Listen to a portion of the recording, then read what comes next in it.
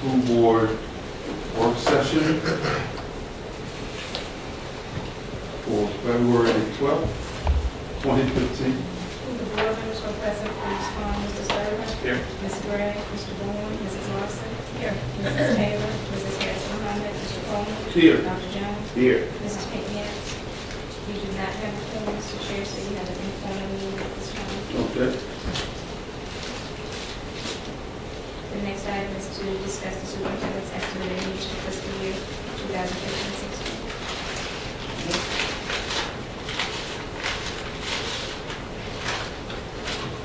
West Bay, 18.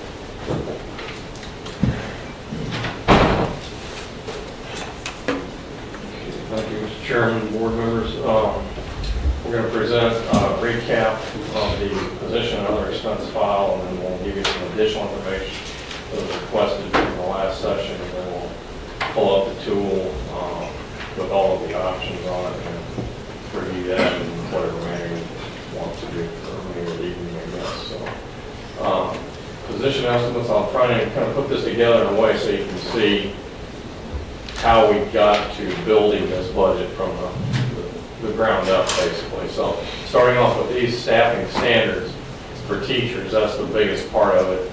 Using those standards and applying those to each school, each grade level. Then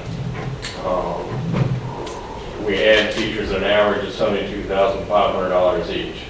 At preschool, 39 positions with 3.3 million, elementary schools 500, that generated 577 positions of 42 million, middle schools 196 positions of 14.3 million, high schools 260, special ed and gifted 443 positions, 33 million. Career and tech ed, Is this in our? it's not, I just finished this little bit ago, so Okay. we'll get it sent out. Career and tech ed, 93 positions at 7 million. Other specialty, 108 schools, other specialty schools, 108 positions, 7.9 million. Itinerant teachers, math, music, art, PE, 171, 13.7 million. 2 IB coordinators, that is a total of 1,890 positions, 142 million of salary and benefits, that's combined, that's not just salary. And that represents 49.1% of the entire budget. Next, we look at the paraprofessionals that need to go in the classroom, and an average again of salary and benefits of 33. So preschool, 30, paraprofessionals, teacher aides, elementary schools, 105, 3.5 million. Middle schools, high schools, specialty schools, total 193 positions, 6.5 million, 2.3% of the budget. Next, we add our library and media specialists that help integrate resources and collaborate with the teachers in the classrooms.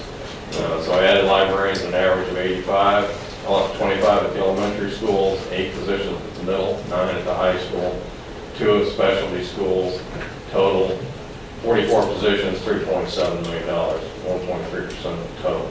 Using that standard, state standard, 1 librarian in the elementaries at 300, and 1 at the middle and high schools, 1 at 300 students, and when they hit 1,000 students, then they add a second librarian. Guidance counselors to provide scheduling and counseling.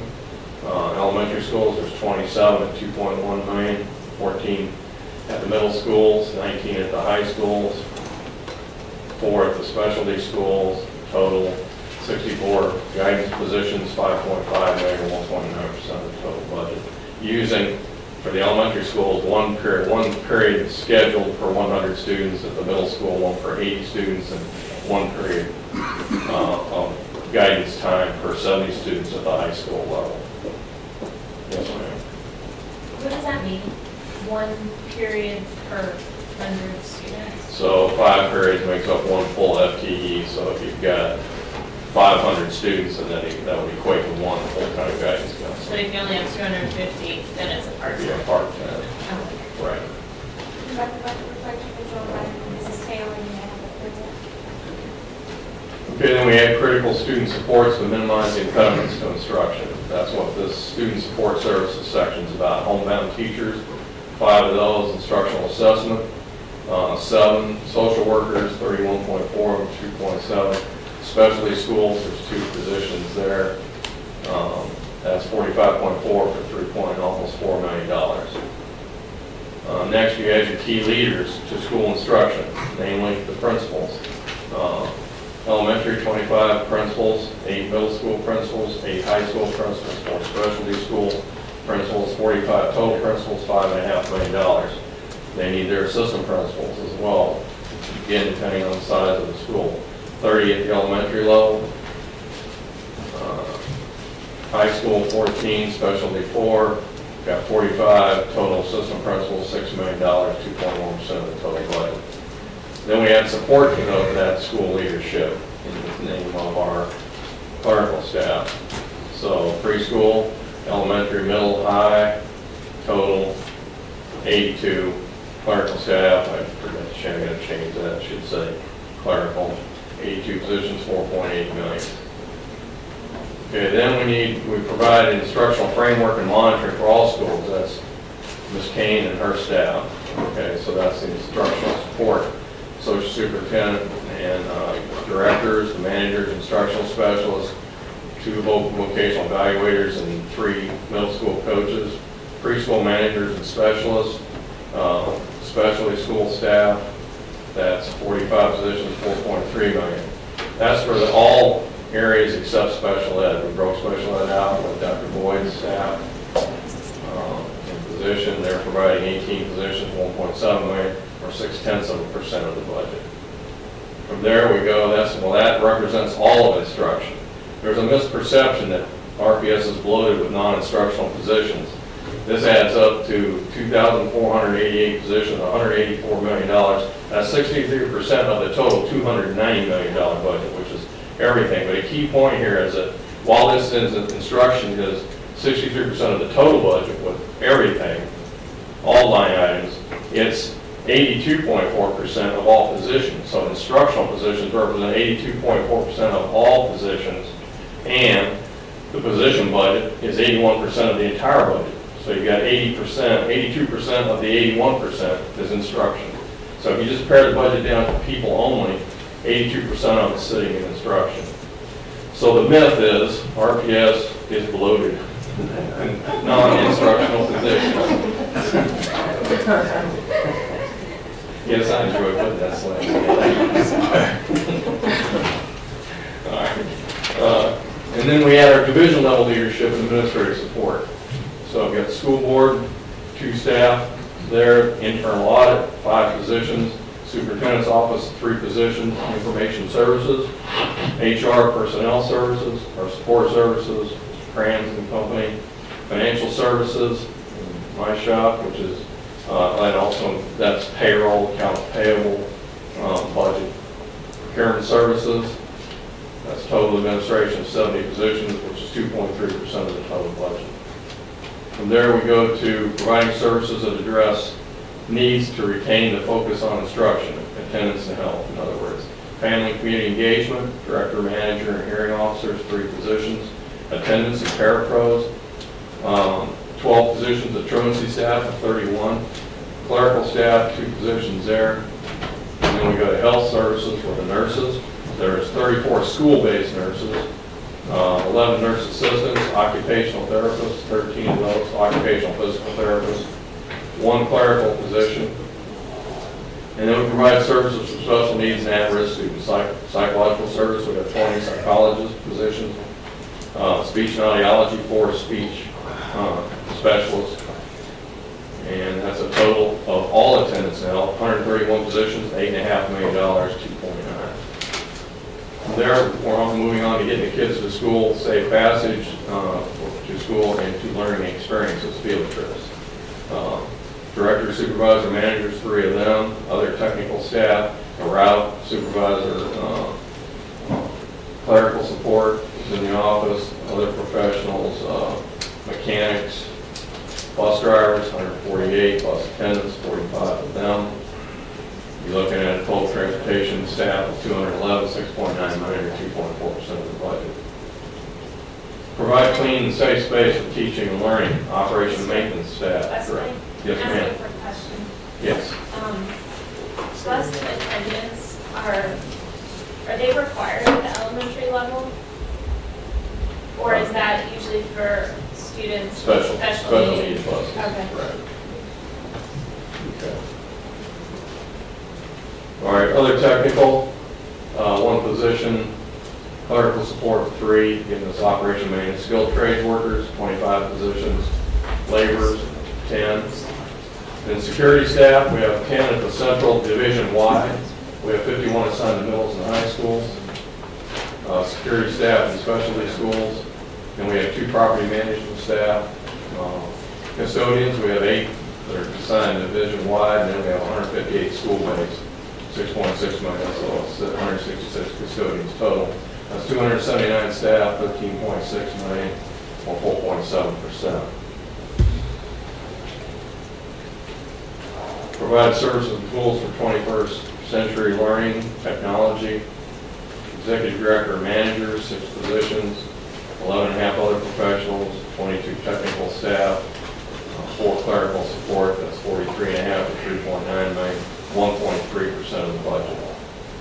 We have 2 miscellaneous positions, basically. The charter school hired a cafeteria manager this year, and we've got 1 staff person that's paid out of facilities funds and monitors the capital projects. So that's 2 other 138,000. So there's your total position budget. That's all the positions we just went through. 3,224 positions, 224.3 million. And again, there's your 82% on the sitting instruction. Yes, ma'am. I thought that the facilities services position was eliminated. No, no. Is this year or for next year? Both. It's a continuation from this year. There was When another Mr. Vance position. gets here, can we ask him about that? Sure. Okay.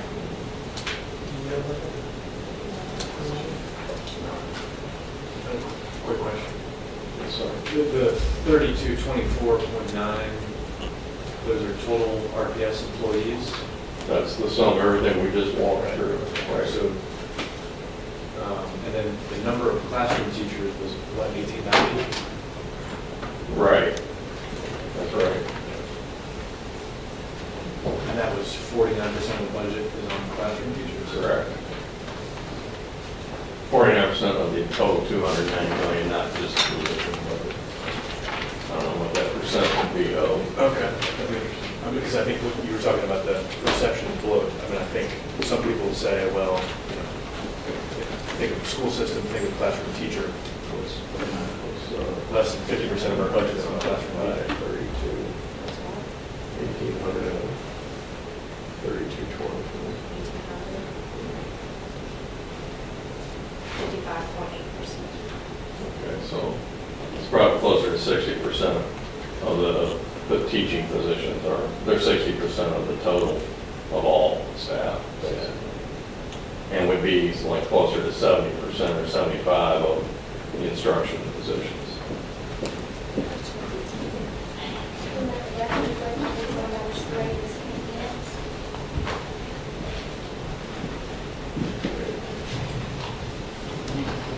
Then we'll look at other expenditures, the non-position driven component of the budget. We'll just look at the major components. So I just put 4 slides together to basically show you that we've got substitute teachers budgeted at 1.3 million. We've got early retirement, 2.2 million. Tuition for special ed, $1.9 million. Tuition to government schools and math science center, 4.2 million. Contract instructional services, 1.1 million. Instructional supplies, 3 million, division-wide, textbooks, 4 million, too. And purchase service and therapy, 2.1 million. 20 million total out of this first group. Second group is, there's no rhyme or reason to this, I just picked out the major items. So I went down again through the same order, instruction, administration, and so on. Legal, medical, and audit services, 647,000. Office supplies, 120,000. Truancy vehicles and computers, 307,000. This is year 2 of that implementation, the transition. Bus drivers, subs, and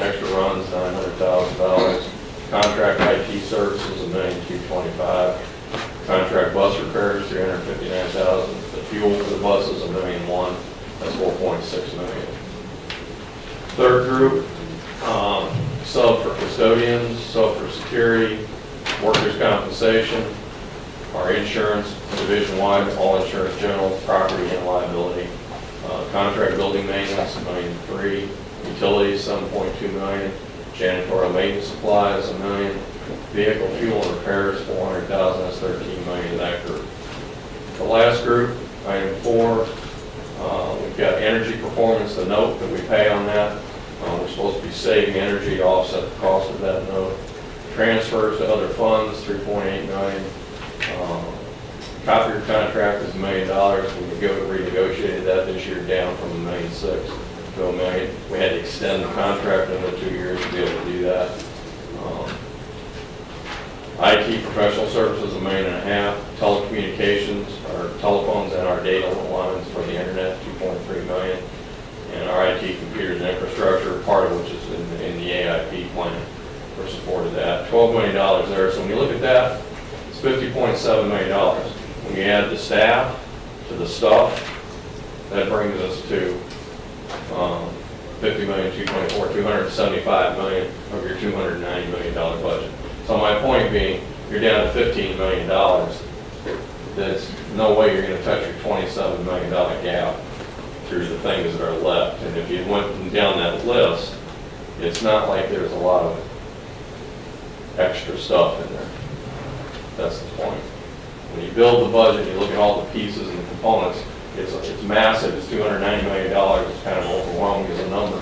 But when you look at the pieces and how it comes together in this way, hopefully that helps you kind of put it in perspective in that regard.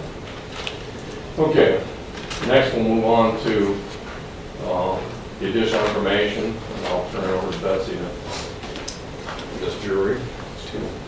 About the composite index and the revenue component. Okay, do we have a slide for that?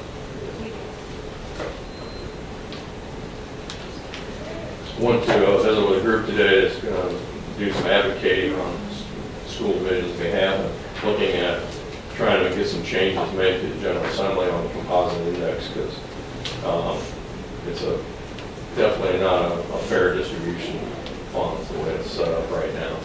I've done some analysis on it, and I know one of the things, remember when we met with the delegate contingency at the Library of Virginia across the street a couple months ago, they asked what our recommendations might be, and I hadn't looked at the depth of it at that point. They're talking about substituting median income for AGI as one possibility. If you do that, it really doesn't make much of an impact at all, because it's changed for everybody, and it's a statewide comparison. And so the thing that really changes the game is when they look at the composite index, this is just showing our revenue sources, we're in the red there. And this is comparing how much we get from, as a percent of our total revenue, how much of it's local, how much of it's state, and how much of it's federal. And you can see the third bar, each one of them are in that order, so it's state, local, federal. And look how much federal we get compared to everybody else. So part of the problem here is because of our high cost in addressing the needs of poverty and special needs population, we end up usurping the benefit of those extra dollars, which those dollars are supposed to be on top of your funds, all the other funding you get to address those needs. When you end up having to use your local dollars to take care of those needs, then you've lost some of the benefit of getting those additional funds. This is showing our composite index.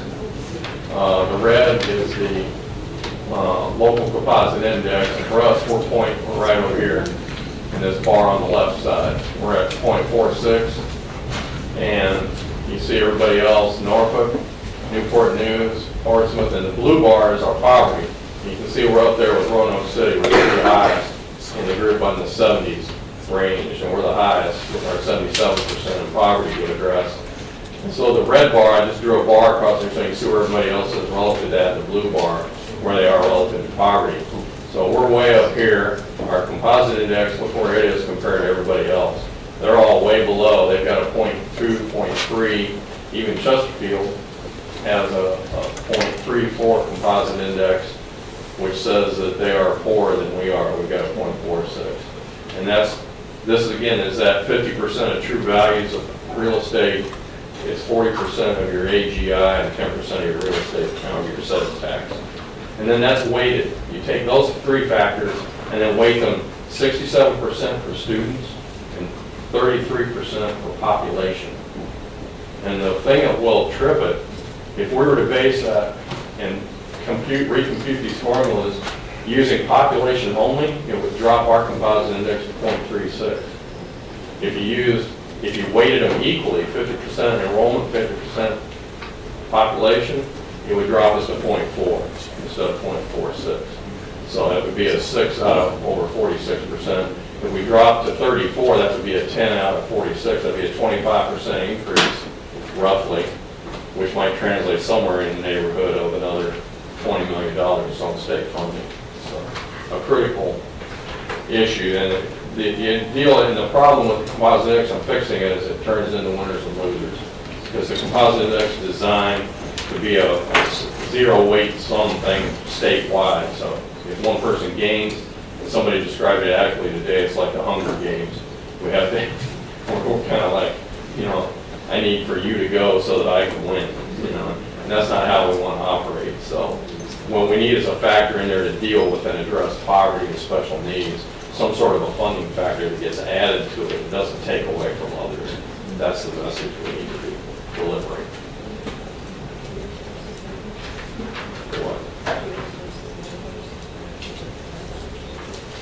Okay, our peer group.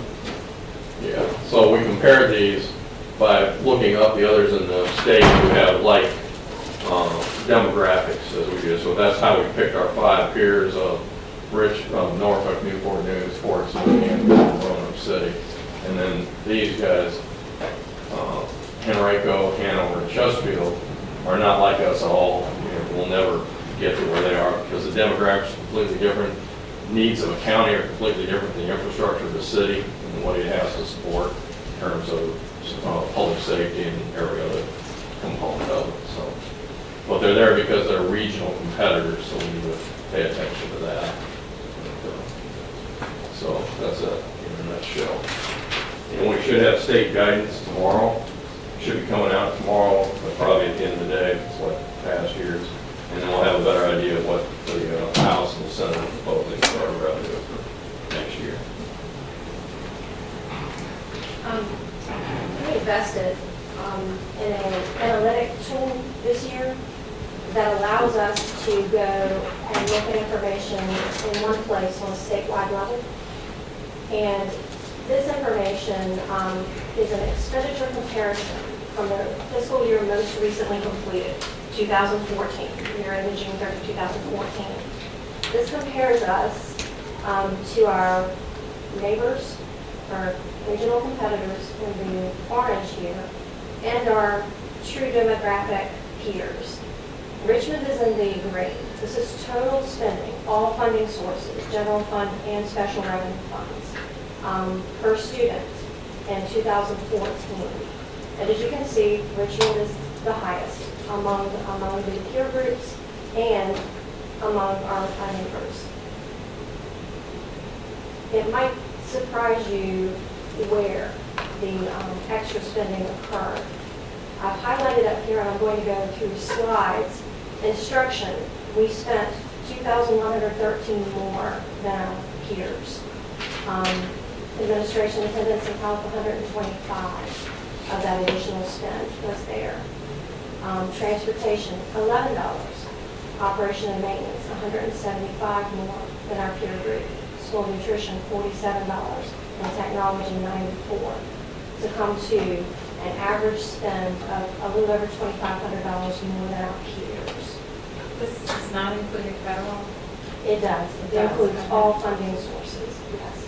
There's no way to aggregate that data on a statewide level to know what source those expenditures are coming from. We can do it, we can drill down on our own data, but not on the statewide data.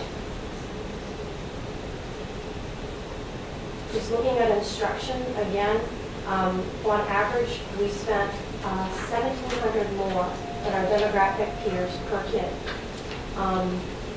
All the competitors and the peers, we spent $2,500 more, or $2,100 more than our comparison group. And again, it just goes slide by slide. We added a field here just to show you, comparing us to our peer group alone right here. If we were to bring our spending down to the level of our peer group, then that's an opportunity for $45 million.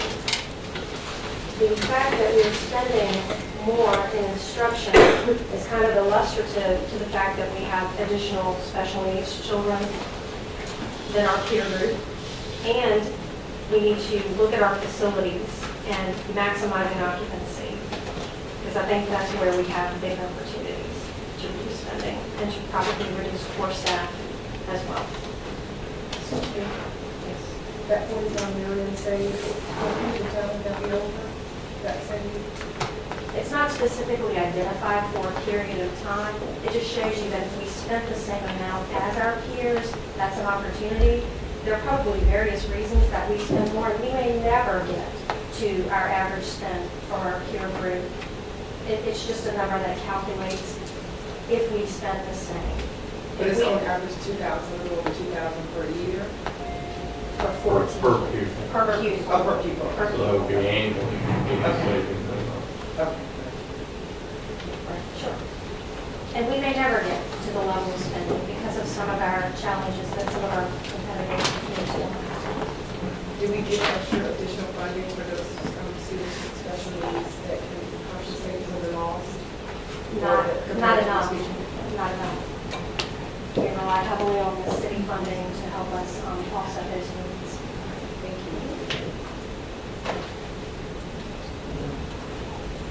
So, yes. Academically, our peers, is that Henrico and Chesterfield, or the regional peers or Norfolk, of course? The blue columns are our actual demographic peers. Okay. The And we- orange are our neighbors. They're really our employment competitors. Academically, how do they, so we spend $2,000 more per pupil than those peers. Academically, how do we get a return on that investment compared to the peers? We do have information on SOL results from the same analytic tool, and we'd be happy to share that with you. I don't have it in the slides for this evening, but what's that?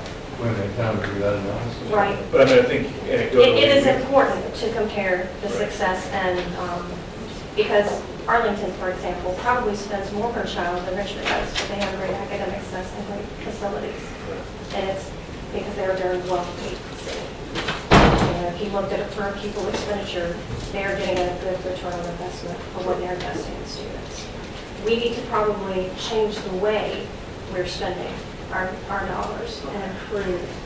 And I know Ms. Kane and crew are working very diligently to improve the use of resources.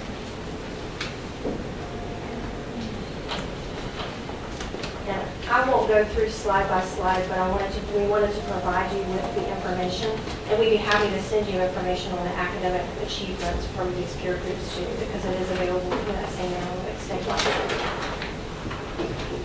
Is analysis Ms. Kane is doing, or how we can spend smarter, going to be something part of this budget, or what's the? She's kind of reviewing, I guess, with her executive team. One of, I think the overarching thing is we're trying to put some rhyme or reason to where the money is spent. So we've been trying to, for instance, we did a little hybrid of extended aid funds, targeting the money towards where the kids needed. So for instance, extended aid funds allocation was based on the number of kids who were performing at about 10% in school, and we had a dollar value. And so when we saw those numbers, multiply that by number of kids, and that's how the school got its allocation. And then we put like a whole harvest, so we made sure that no one could fall below a certain value. Because someone would need swings. And effectively, what we wanted to protect against is maybe you're doing okay because you had those resources, so we don't want to restrict it too much. So things like that. Okay. Trying to use the data and performance to try to drive how you allocate the money. Maybe training on zero-based budgeting that we're implementing might be helpful. For all of us, because I can't sit in the budget office and zero-base the budget. It Right. requires matching resources to your goals and objectives. Yes, ma'am. What's this analytics tool that you're speaking of? It's called Forecast 5. And we subscribe to it a few months ago. We were one of the early implementers.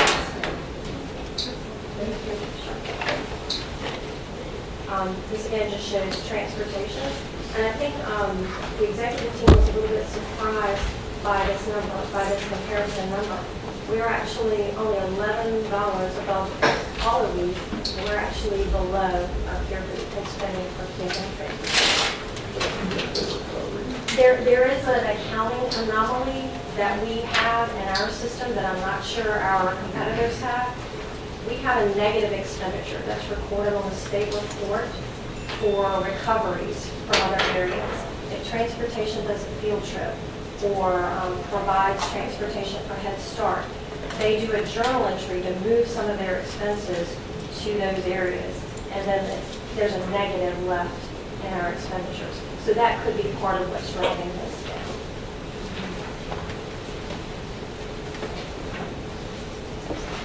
Operations and maintenance, we're spending $89 more per child than our peers, $175 more than the entire group.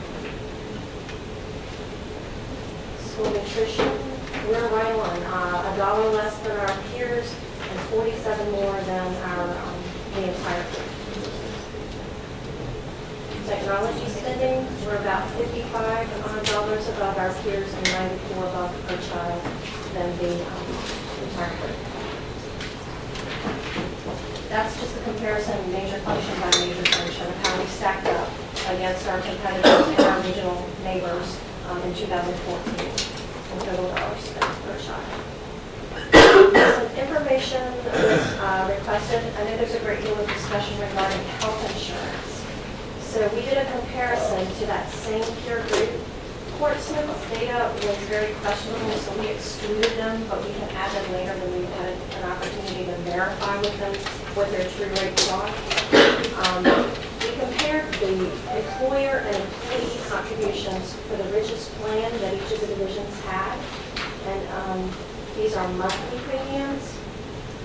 And I have a visual too, so this is a lot of information, and it's pretty granular, so we don't want to look at all of it. But we compared for each of the tiers, employee only, employee child, employee plus spouse, and then employee plus family, what the total costs are and what the employer and employee contributions each month are. And we have a visual of that just on the employee only and employee plus family, because that's both ends of the spectrum. But as you can see, we're contributing for our richest plan more than our neighbors and competitors.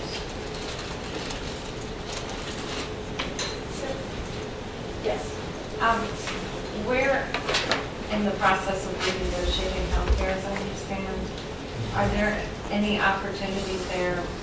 Because we combine with the city, did we eliminate our in-house healthcare plan administrators, or did they eliminate theirs, or are we running two operations with the same plan? Same plan. But we still have all the same people, The same people, meaning like in-house that kind of handle, Staff, you mean, that deal with yeah. benefits? We have the same, we have 2 people basically, or 1.5. So it's just two people. Yes. Out of the school system. The city still has their HR staff that deals with benefits, and so we've got a benefits and risk management department. And is there any opportunity, I know we looked at possibly joining another school division or something, are there any more opportunities out there, or is it even cheaper for us to switch back to doing our own plan, or it just went up so high? I mean, it was a huge jump from when we were on our own to when we went with the city, and we were told we were going to save a ton of money. Well, it hasn't been the case. We did an analysis looking at,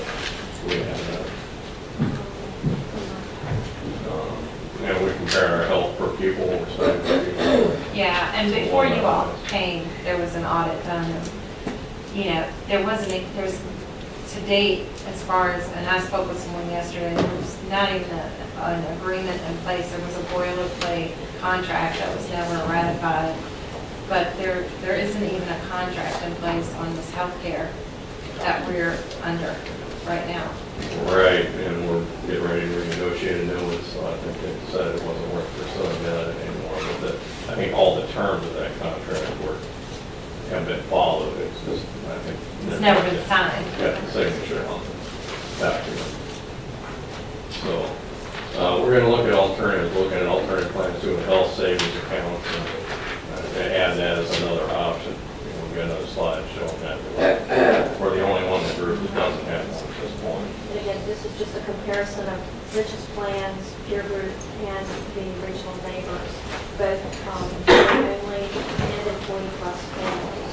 The blue bar represents what we, the employer, are paying, which hits our budget, and then the red portion is what the employee is contributing on a monthly basis. And then, of course, the two added together would be the grand total premium. We are pretty high in our total premiums on both fronts. And even though our employees look like they're paying a tad bit more, there are some divisions that are contributing less to the employer portion and having their employees pay more, but that richest plan, which is a logical thing. You want a richer plan, typically you buy up. The next slide gives you the granularity of the least rich plan. And I'm not going to go through the granularity of the data, but you have it for your review. This is a visual of that data. And there are three colors on this. The blue is the employer contribution, the red is the employee, and then the green is an HRA or an HSA contribution if this is a consumer-driven plan with an HRA or an HSA contribution from the employer. And as you can see, we're the only one that do not have an offering that is a consumer-driven plan with an HSA and an HRA.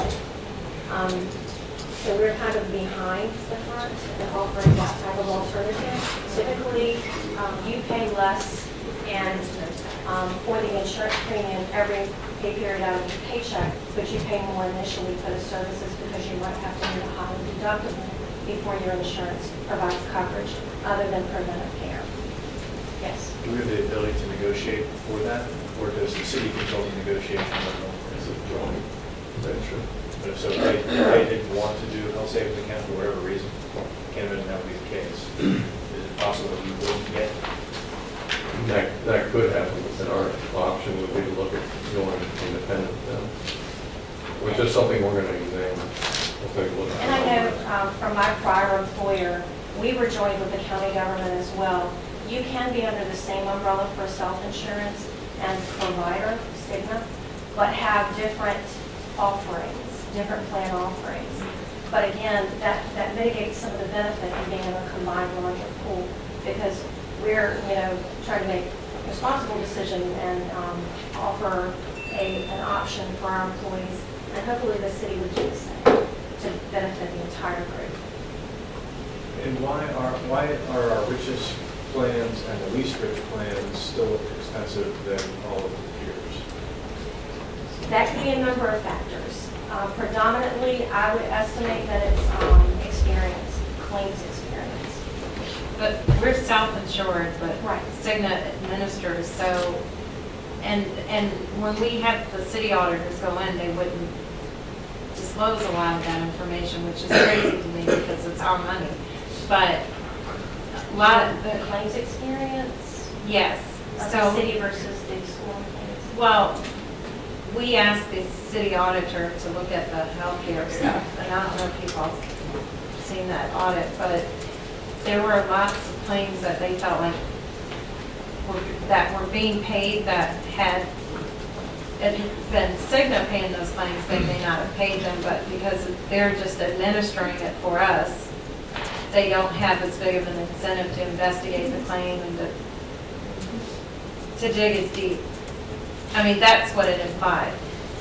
But I'm just wondering, and what really, really concerned me was the comment from Ms. Treadway about the teacher who had a baby 3 years ago that paid a couple of $1,000s out of pocket, but now she's paying 10 with the baby she's having this year. So, I mean, that number, if it's a real number, could cripple a family. Right. So I'm just trying to figure out how do we go from a couple of $1,000s out of pocket to have a baby to 3 years later, $10,000, if that's the real number. I'm not sure if it's a real number. Okay. I'm not as versed on the insurance offerings that Richmond has at this point. But typically, there are out-of-pocket maximums built into a plan to protect an employee from exorbitant. We could certainly have someone look at the individual circumstances for that person, and insurance contract, have to look at that.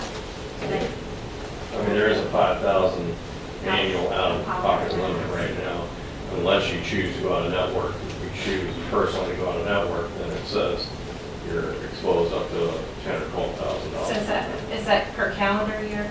Mhm. Okay, maybe that's what it is. That is.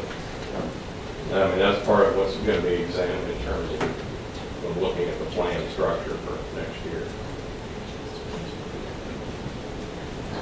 And just to follow up, I didn't understand the response about why our plans are more expensive than peers and has a claim. What do you mean? Your rates or your premiums are typically based on your claims experience in part. And the worse, the higher your claims are, or the more unhealthy your workforce is, the higher the premiums will be. What we're required to put in the self-insurance fund to cover claims as they come in has to be higher than someone, for example, I don't know what Hanover is doing, but look how low they are in comparison. And Chesterfield, even though they have a bigger economy of scale, theirs seem high. But again, part of this in the green is an HSA contribution. And if the employee doesn't use all the money in that HSA account, it becomes their money and it can build on year over year. So that's a benefit for them. They pay more less out of their paycheck, but have a bigger exposure if they actually go from out. In my spreadsheet that I sent you all, I had asked about, Ralph had mentioned at one point that we were going to renegotiate or whatever, and then that was starting January 1st, is that correct? And if we anticipated any savings that we could build into the budget. The latest estimate that we had indicated a 6.8% versus the 10% that we put in as a placeholder. Okay. But we'll talk about what that could mean in terms of savings, depending on whether you as the employer wanted to absorb the entire 6.8 or share an equal part with the employees, that's 6.8%. Or So- pass along part of the increase to them. So the 6.8% is something that you're calculating for a whole next fiscal year? Correct. Okay. And I'm not certain, because I have not attended all the negotiation meetings, whether or not that incorporated any plan design changes. It did not. So we Okay. still have an opportunity, and I know the products are still being explored. So Okay. that 6.8% number could come down Okay. if we changed our offerings to perhaps one of these consumer-driven plans with an HSA and eliminated one of the two offerings we have now. I know that's being researched for quote now, and I'm not sure when the next meeting is. Do you have anything on your calendar yet? We'll follow up and let you know when the next negotiation is. And then, I guess, as far as us having high claims and all that, do we get any benefit from adding some of those proactive and preventative programs? Like, I know the health insurance that I'm on with my husband's work, we get certain credits if we fill out a form or And we get a do- checkup or And whatever. we do have lower rates for employees that choose to participate in a health assessment. But again, wellness programs take a great deal of time Okay. to show results typically. Okay. It would probably be beneficial if either our consultant or someone from Cigna could come in and talk with you all about the consumer-driven products. because it is very enlightening.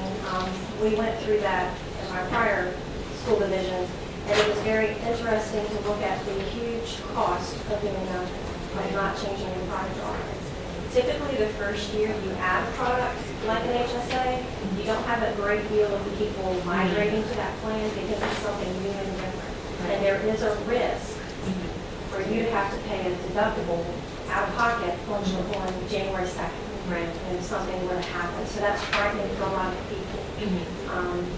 And again, that deductible could be life-changing for a custodian Right. versus an administrator. Okay. So there is a great deal of fear initially for people. But when you show them the math and what they could save in annual premiums versus what might happen or when they might pay out in claims, usually a lot of people will, the healthier people will migrate to those consumer-driven products. But it does take time for that education to occur. Okay. Thank you. Then we did also the middle of the road plan, and we only have 2 offerings, as does Roanoke City. So we had to use our lower level plan again for the middle of the road. But this is just a comparison of the mid-level plans that our peers offer. Employer contribution includes employee part in red, and then the total. And again, we're kind of comparing our, our lower level to the plans that we're still on.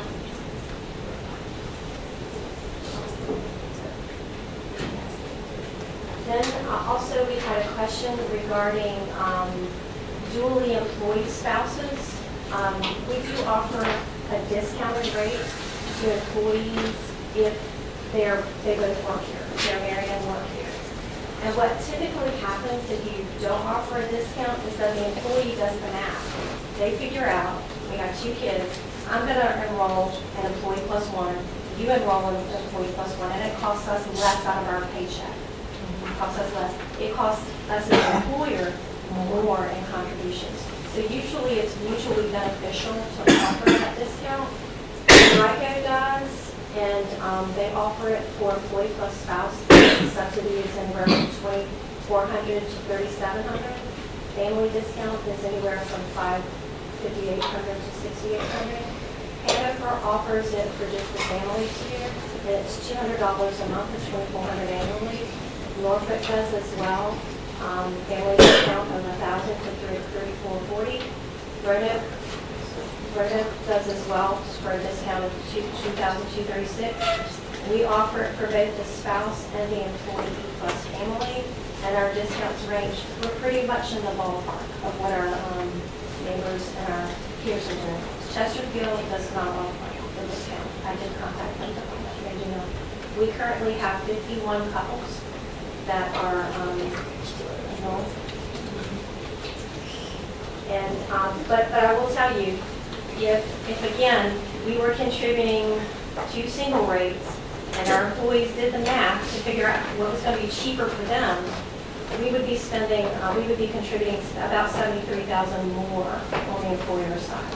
So it is mutually beneficial to benefits them, and typically it benefits us because employees will figure out what's the cheapest way. There are some predominantly private sector employers that will not allow spouses to enroll if they can get insurance with their employer. Right. I think UPS even made a big announcement a couple years ago, and it's all because of the exorbitant cost of health insurance, and the Affordable Care Act has also had an impact on what employers are doing to save money. Has anybody run the numbers to see what that would look like for us if we were to adopt something like that? Not to my knowledge.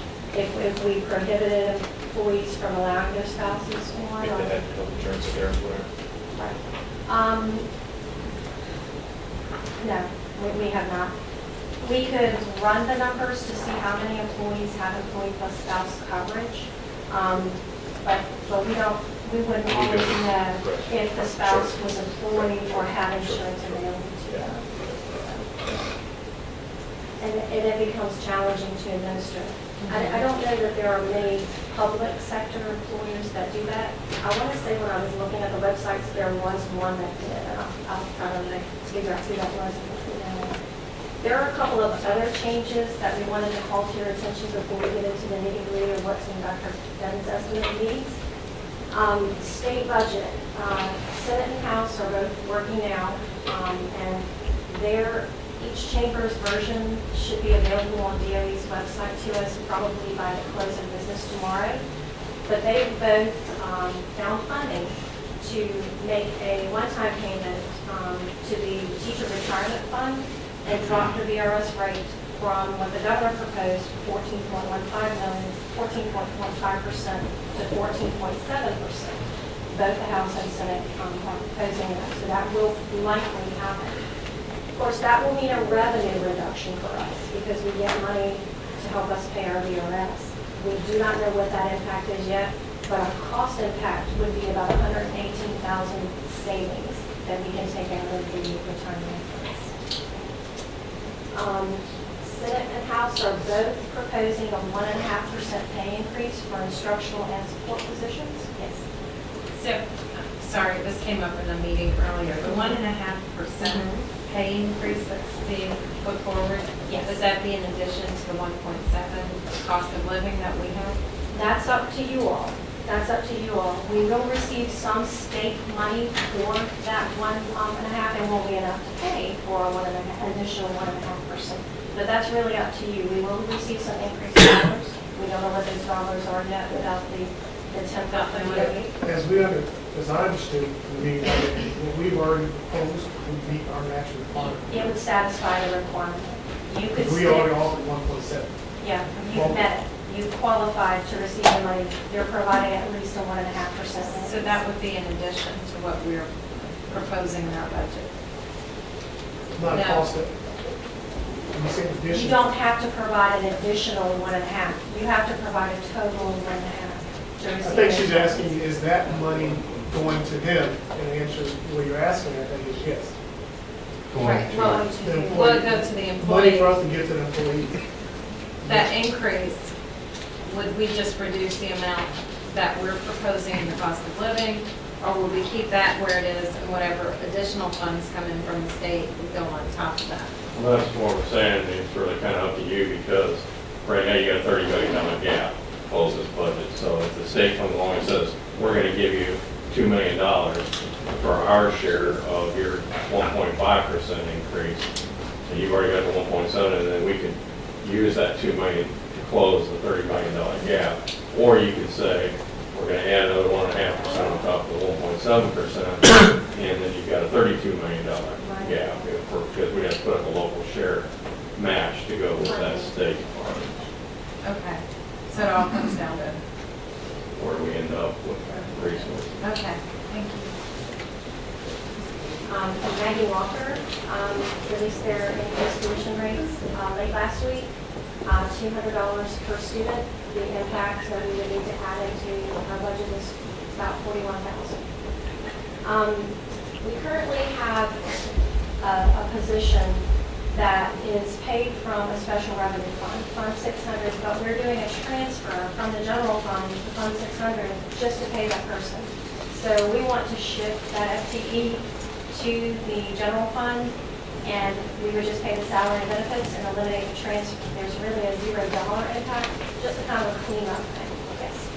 The Maggie Walker, is that a net increase after you reduce the number of slots? That's what we would have to add to the budget now. We've already incorporated the reduction. And slots, in okay. superintendents. Yep. Thanks.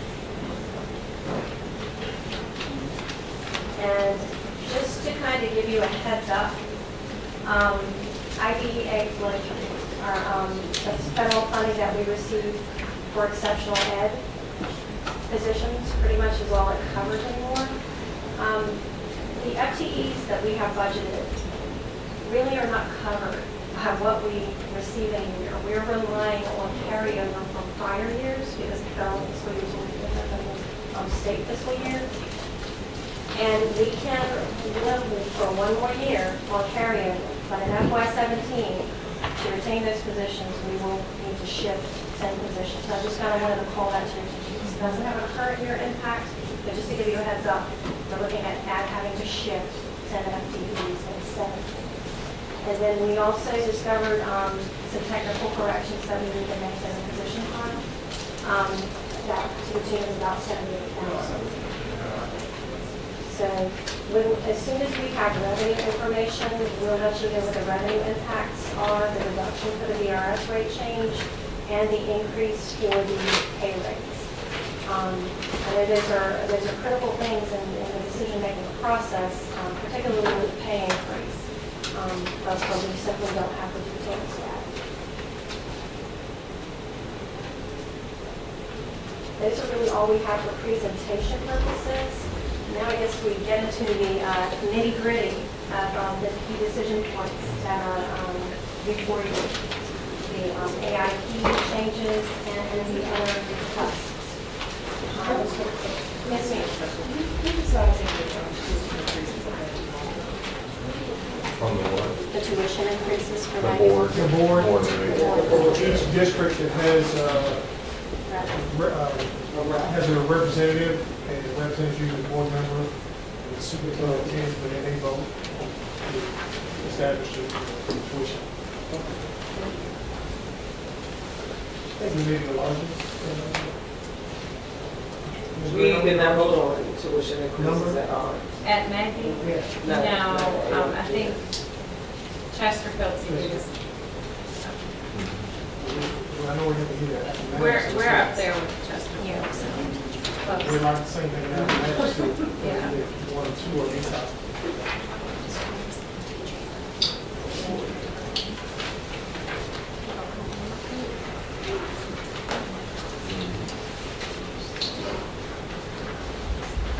Okay. You all have likely seen the spreadsheet. It is a massive spreadsheet. This is the website. And it has each of the,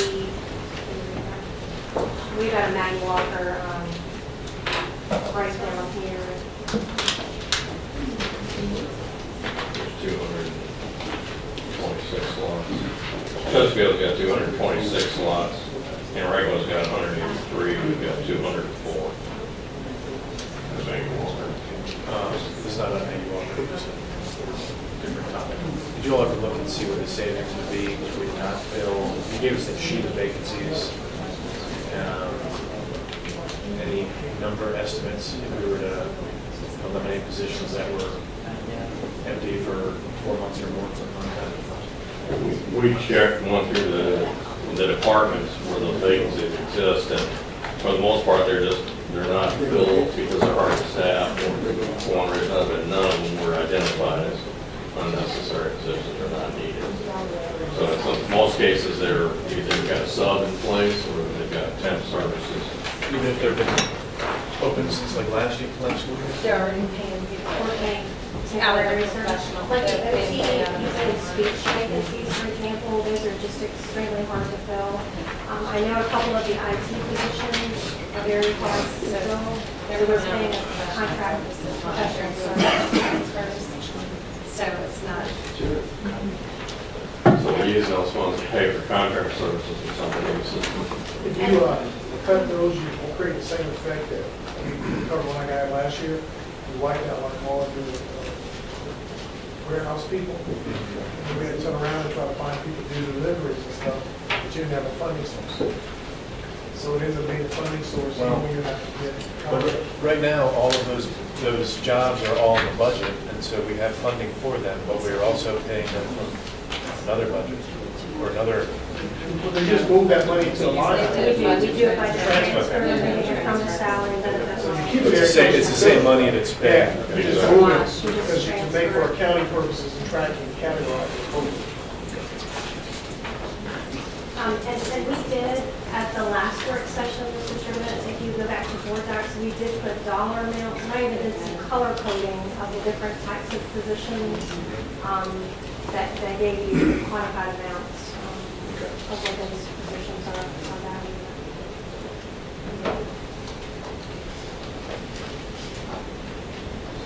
You want to go through these line items in a similar manner as we did last year, or?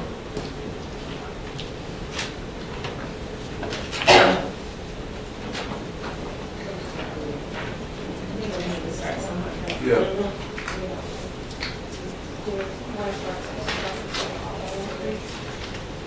So in this section here, we have overall position related to support.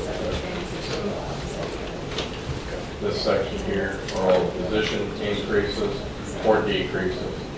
These were all the non-salary changes in this lower piece right here. And we had additions and reductions and additions. on this side. You want to just review them, go down the list? Yeah, just go ahead.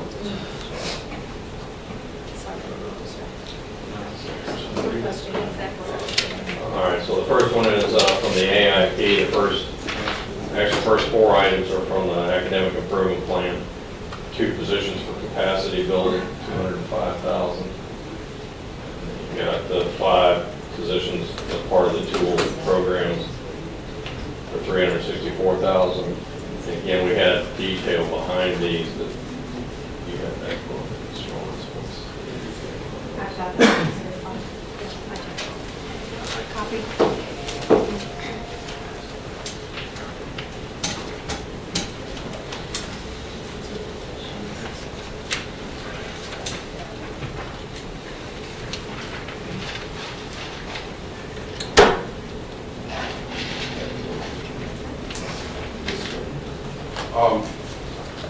Dr. Jones, how is the salary scale determined for those 2 FTEs for the AIP? It's using the existing scale. We don't have our salary study back yet, so it's using that, adding the 9 days. If those are positions that are eligible for the 9 professional development days, and that's included in there, and the 1.7% was factored in. That's the salary and benefits. The benefits are around close to 40%.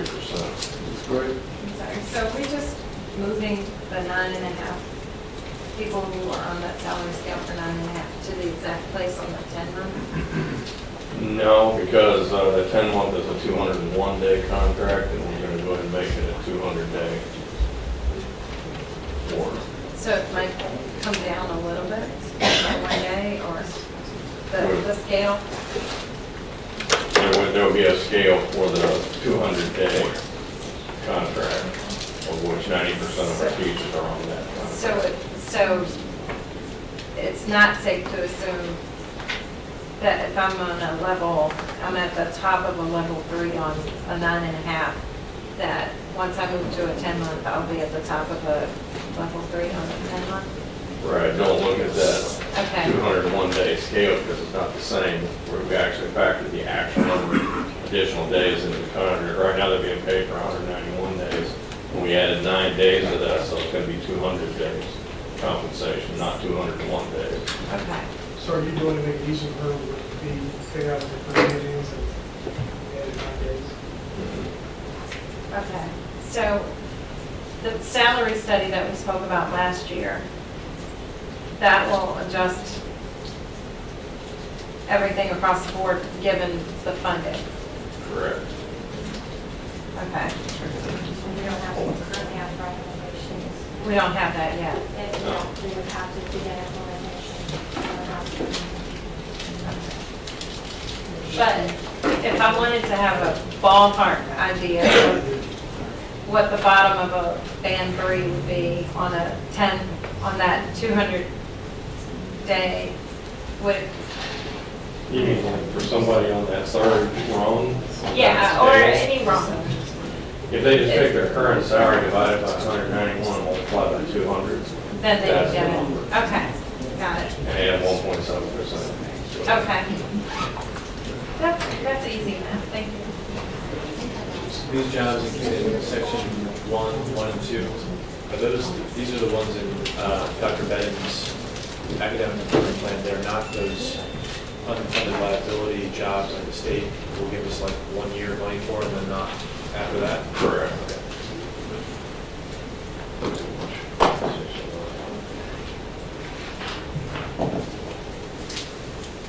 Yes. So that was a community relations liaison position. And PD coordinator. bilingual. For the welcome center. That district. And the professional development coordinator as opposed to work. These two positions here, again, as Mr. Westby said, a professional development coordinator and a community liaison. And a full, Community liaison position for those. Academic improvement. Bilingual. It was a bilingual position. that's just a Well, bilingual position. Right.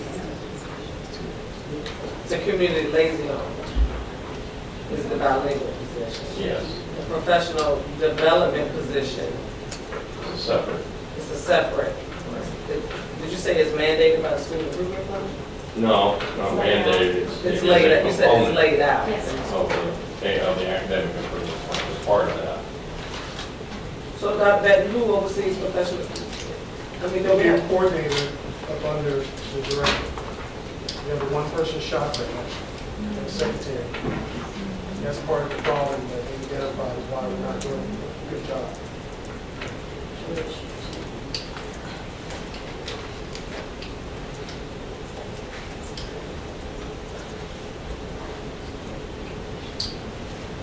who said that? Was it in an audit?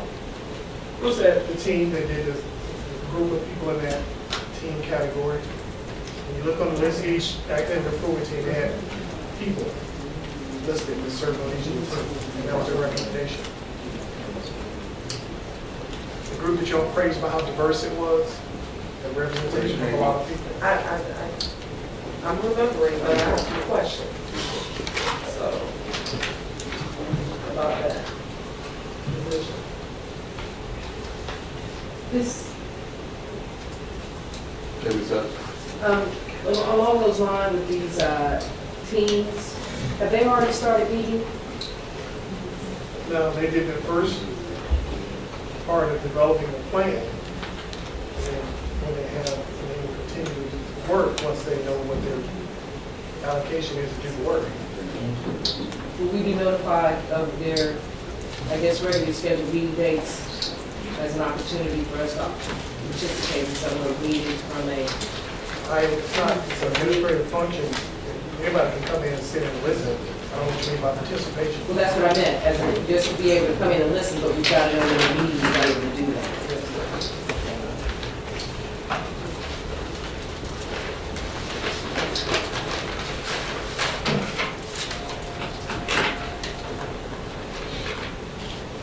Yes, no? Yeah, that's what I'm saying. If you're not hearing the no, keep moving. I mean, I have a no. I mean, All right, we got one no. Where are we? That We're on maybe, line one, or- no, the first line. Yeah. as a no for me.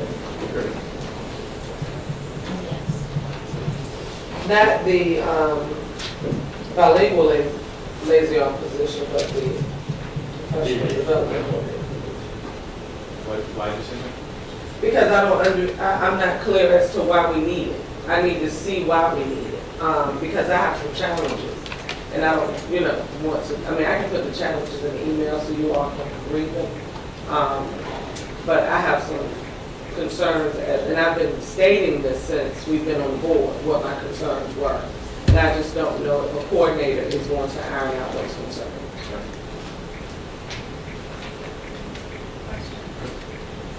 Spring?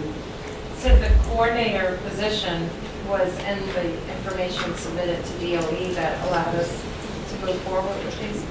Or is this is a new? That's this is just the part of that. Okay, improvement. okay.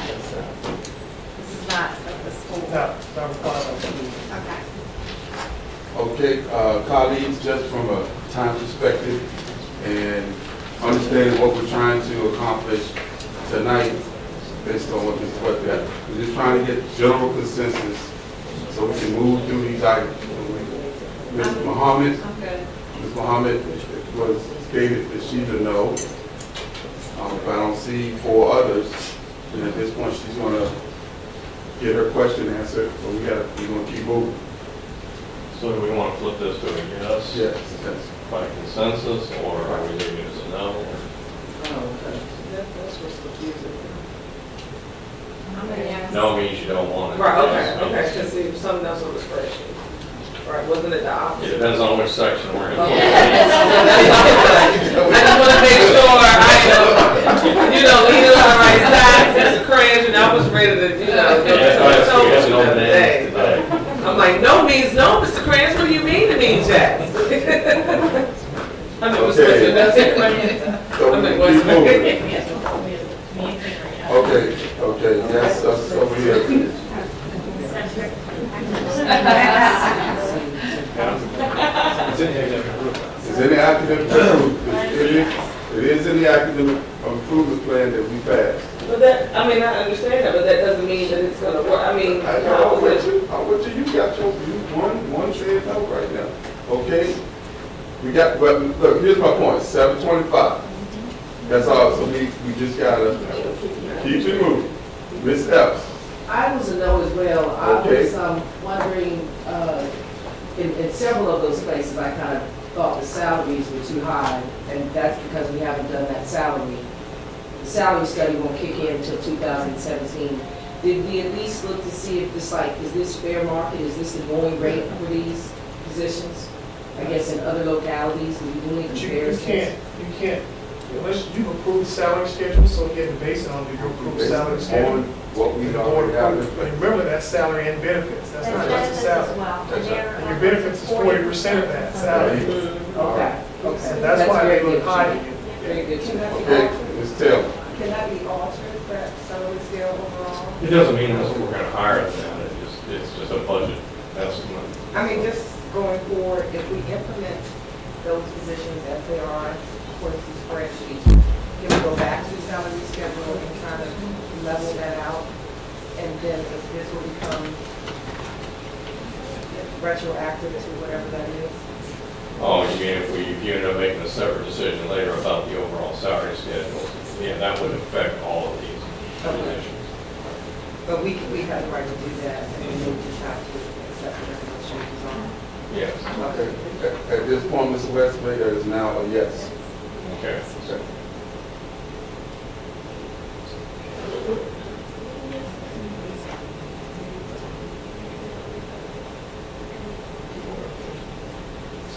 Okay. Second item is, it was the electives teachers, arts teachers, and activity directors. There's 5 positions. Again, these are, Can you say that again? it was electives teacher, 2 arts teachers, and 2 activity directors. There were multiple positions, but this was a 2 or 3 year phase in. The activities director piece, they figure equates the 2 FTEs, but it's really taking every one of them and making sure they will teach 2 classes a day and have the rest of the day free to actually do the activity directors. So it's not like new people, it's just giving the equivalent of FTE value to make sure they will teach 2 classes a day in their schools. Like So that an along athletic director, is that what you're talking about? Yeah, the same thing, yeah, for those people in the high school. So that allotment of $364,000 would be their, whatever their teaching salary is for those 5 positions, plus the supplement pay that they will receive from being a director? It's It's not a not. separate position, it's a dual position, part-time teacher, part-time director. So would those 5 positions incorporate their salary as a teacher plus whatever the supplement would be for the director's position? These were budgeted as 5 positions, on an average of 71.5 per teacher. Oh, so these are 5 full-time positions? They are, and that's how we budgeted it. Okay, so they, for that 71,000, they will be expected to be a teacher plus, It's a $50,000 salary, 20,000 benefits. so they would get $50,000 to be a teacher and director together. Correct. But then we have 2 positions that are receiving, what is that, 222 per individual? Their salary would be what? 80. So they would get 80,000 for those roles, but the others would get 50,000 for dual roles. So I'm okay with the 2 slots, number 1 and number 2, but if they're taking those positions under number 2, then I would like to see an adjustment made to number one to keep it as a yes. That's what I would recommend, to see what other options we could possibly have.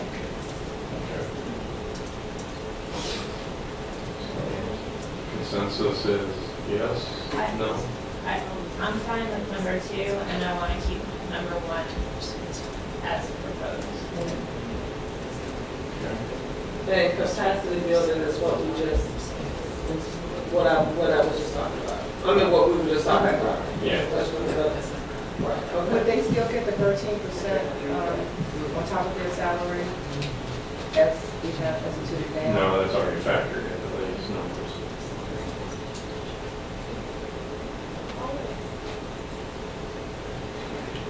Okay, the second thing here, Ms. Taylor does not support it. Anybody else doesn't support No, it? I support number 2. I'm just saying that if we're going to have number 2, but they're taking those extra duties, can we look at pulling that, even if we could pull that particular one from the salary scale and vote on that separate from the salary scale? You know what I'm Yeah, saying? but yeah, that's a whole nother thing. But it would affect what that line placement amount would be. It would just decide it would be 205 allocated for, say, 150,000 allocated for that line, and that has a $50,000 impact. But whatever we vote on whatever happens with the salary scale is going to affect this. But we're not dealing with that right now. But what I'm saying is that that seems to be the only dilemma, that's the only holdback for number 1, because it seems like they're saying that we're locked into that 205,000 because that's what our salary scale speaks to. So what I'm saying is if we can alter the salary scale just in that area until we have a chance to dissect it, then perhaps we would have a greater consensus around the room Well, to keep it in, because as you've already heard, there are no's for number 1. So maybe if we can make that slight adjustment, and then, that would give us an opportunity to give other positions an increase that they will observe. Okay. All right. Hold on. I hear what you're saying. But in order for us to keep moving, can that be something addressed? Well, Just stop if we us. can get a consensus to at least look at the salary scale, then I think we would have a win-win. We're going to look at the salary scale. Yeah. We have to approve it every year. Yeah. We want to do that. That has to happen. But it's not going to happen before we get this budget. I was just hoping that we can run down 2 parallel lanes and accomplish it at the same time. We have a It's just a matter placeholder. of pulling one item from the salary scale and not dissecting the entire scale at one time. But it's just a suggestion. Right, so we got a placeholder for it. That when we look at it, that we look at that item. Okay. What are we saying on number 2? Second item.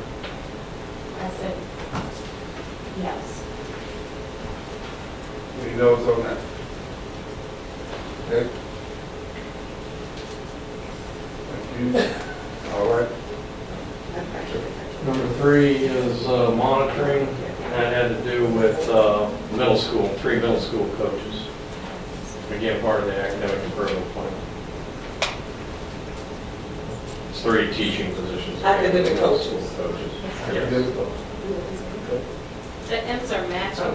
It's an M for match. M is for middle school. Oh, Oh. No, that was things we were saying, what we suggested are probably not either mandatory or okay. we don't have a whole lot of choice. Or we're going to lose revenue. If you take it out, you're also going to lose revenue. If you take it out. I just couldn't figure it. Okay. Can you No. expand this? All right, Can you make it larger? make this whole thing larger. I guess just what we're looking at, what you're going down right now. Yeah, that one. I can't believe nobody else said that. It was hard to say. That's a good idea. Mr. You know what, Weston? Mr. Westbrook? Yeah, I can read it myself. Just do it all over. Like, All right. Yes, ma'am. So we have It's consensus. hilarious. Can we just hear from Dr. Beck for a minute about this? position? I just need a little reminder. She put in for 3 FTEs for additional school level instructional data coaches or instructional specialists to add what we kind of did at high school level, to go to the middle school level to support them. You said moving from the high school level? Now, those 3 is to put 3 positions to serve the high schools like we have right now at the certain middle schools we have at high school. And Dr. Batten, Okay. I can add a little. Yes. In regards to the middle, adding those to the middle schools, the vast majority of our middle schools are in dire sanctions with the state, which requires all kinds of data, reports and things like that, that these analysts could help them, help support the principals in doing, because it really falls back on the principal to pull all of this data. So they could be well served. I got that, I understand, Okay. yeah, appreciate it. You're welcome. So we already have them at the high school? Wow. I'm good. Okay? We have Now, them supporting the high school. Remember that last year's budget, it was actually came from Mrs. Taylor request. So we put positions with regards to data. I'm probably suggesting to her to make this. There are 5 of them that are supporting the high school. okay, that sounds I'm like good. we're I'm good. supporting the academic improvement plan. Yes. Don't play with me. Ms. Entirety? Right, I mean, not just saying that, but I'm just saying, I'm feeling some type of. Number 4. Is 3 social work positions. Item 4 for intervention is 3 social work positions, again, part of academic improvement plan for intervention. Are these school social workers, or are they social workers we're going to borrow from? These are our own dedicated social workers, wraparound staff, to also help with our overage and undercredited programs. I don't have a problem with that either. Now, when you get Well, the academic approval plan? What day did we get that? This was the same time you got a PowerPoint. This is a 29 page that's filled out. What date was that? They- Like January 20th? Yeah. Okay, all right. Worker average is 6,000 for the salary. Okay, anybody against social work? No, I'm not.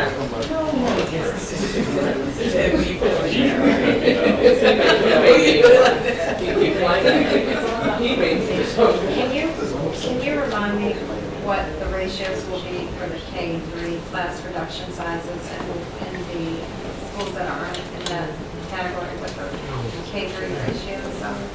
21-1, and if we don't include the poverty factor, Right. 21-1 for K-3 and 24-1 for grades 4 and 5.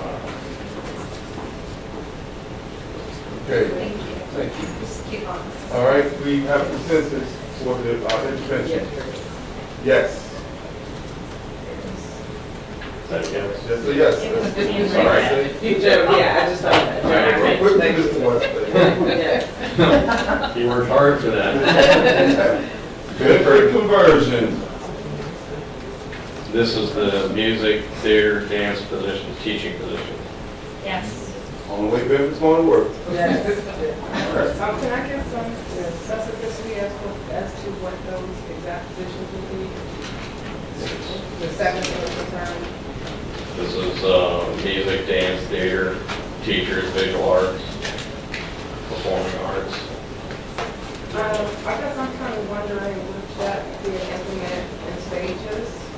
Would we need to bring on all 7 positions year 1? And I ask that because we go up the line to staff with the cash position in the counselor's office, the additional counselor, which that position I recommended. The testing coordinator. The testing coordinator. And those positions basically didn't go active this year. They are basically training and doing a lot of observation. So I don't want positions to come in and we don't have any work with them, we don't have any assignment for them.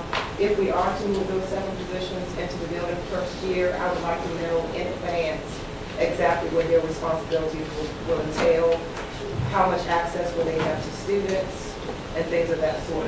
Those are actually teaching Those are positions. These seven. It's the art music. Yes, they're actually teaching positions, teachers. It's in the full benefit. Okay, but will they have a curriculum? Will they have, that's what I'm pretty much referencing. I want to know that there's going to be a curriculum in place and they will be doing actual artistic things out and not just name only. So I'd like to see exactly what that would look like before I would be comfortable signing on to $500,000 in positions. I don't doubt that it can happen, that's not what I'm saying. I just want to see what it looks like prior to, because that's a big push, a big part of the push for recruiting students into that environment. If they know that they will have actual hands-on theater, we have the equipment, so it's not like they're just teaching and they don't have the resources to be successful.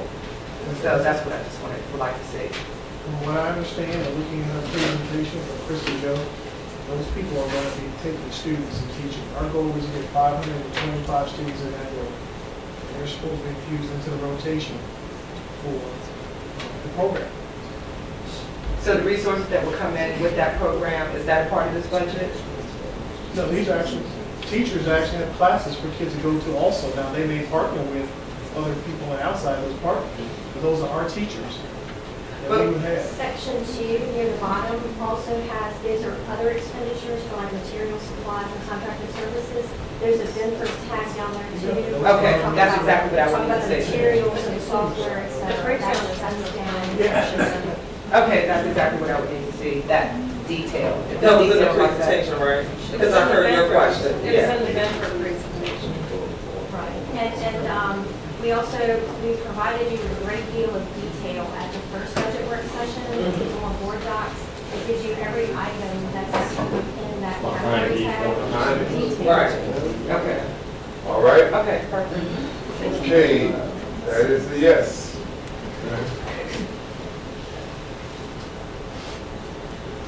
On to college and career readiness, 2 positions, so 1. One position.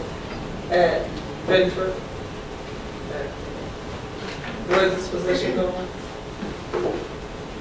Foreign language. Foreign language specialist. At what location? Is this You not, actually have a foreign language instructional specialist on staff. is this not part of the AIP? It is, It is. because we don't have anybody working on developing foreign language. You have mandatory requirements for language in the IB program. Right. So, I believe so. not had one, so this was the second piece of what we shared with you all last year. First one was the fine arts person, which is Christian Joe, and then the need to actually have a fine art, language specialist to develop a language program in addition. So just like the math specialist is in the office, we have the language. It's a language special. That's fine. So, And that's all tied to what they believe is, again, college readiness indicators that kids should be exposed to the second language. Is there not somebody who, could those specialist jobs be combined Can you in guys one use person? mics? I can't hear what you're saying. Dr. Ben, could you just come on back up, please, right here, and so we can keep this moving.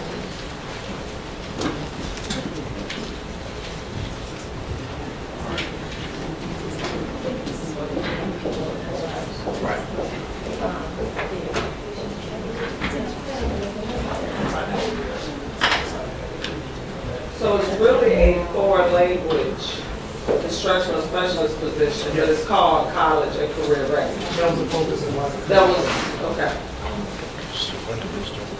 Okay. And they're gonna be housed at a school or in central office. The other special, Yeah, program, developing additional program, and supporting the language teachers.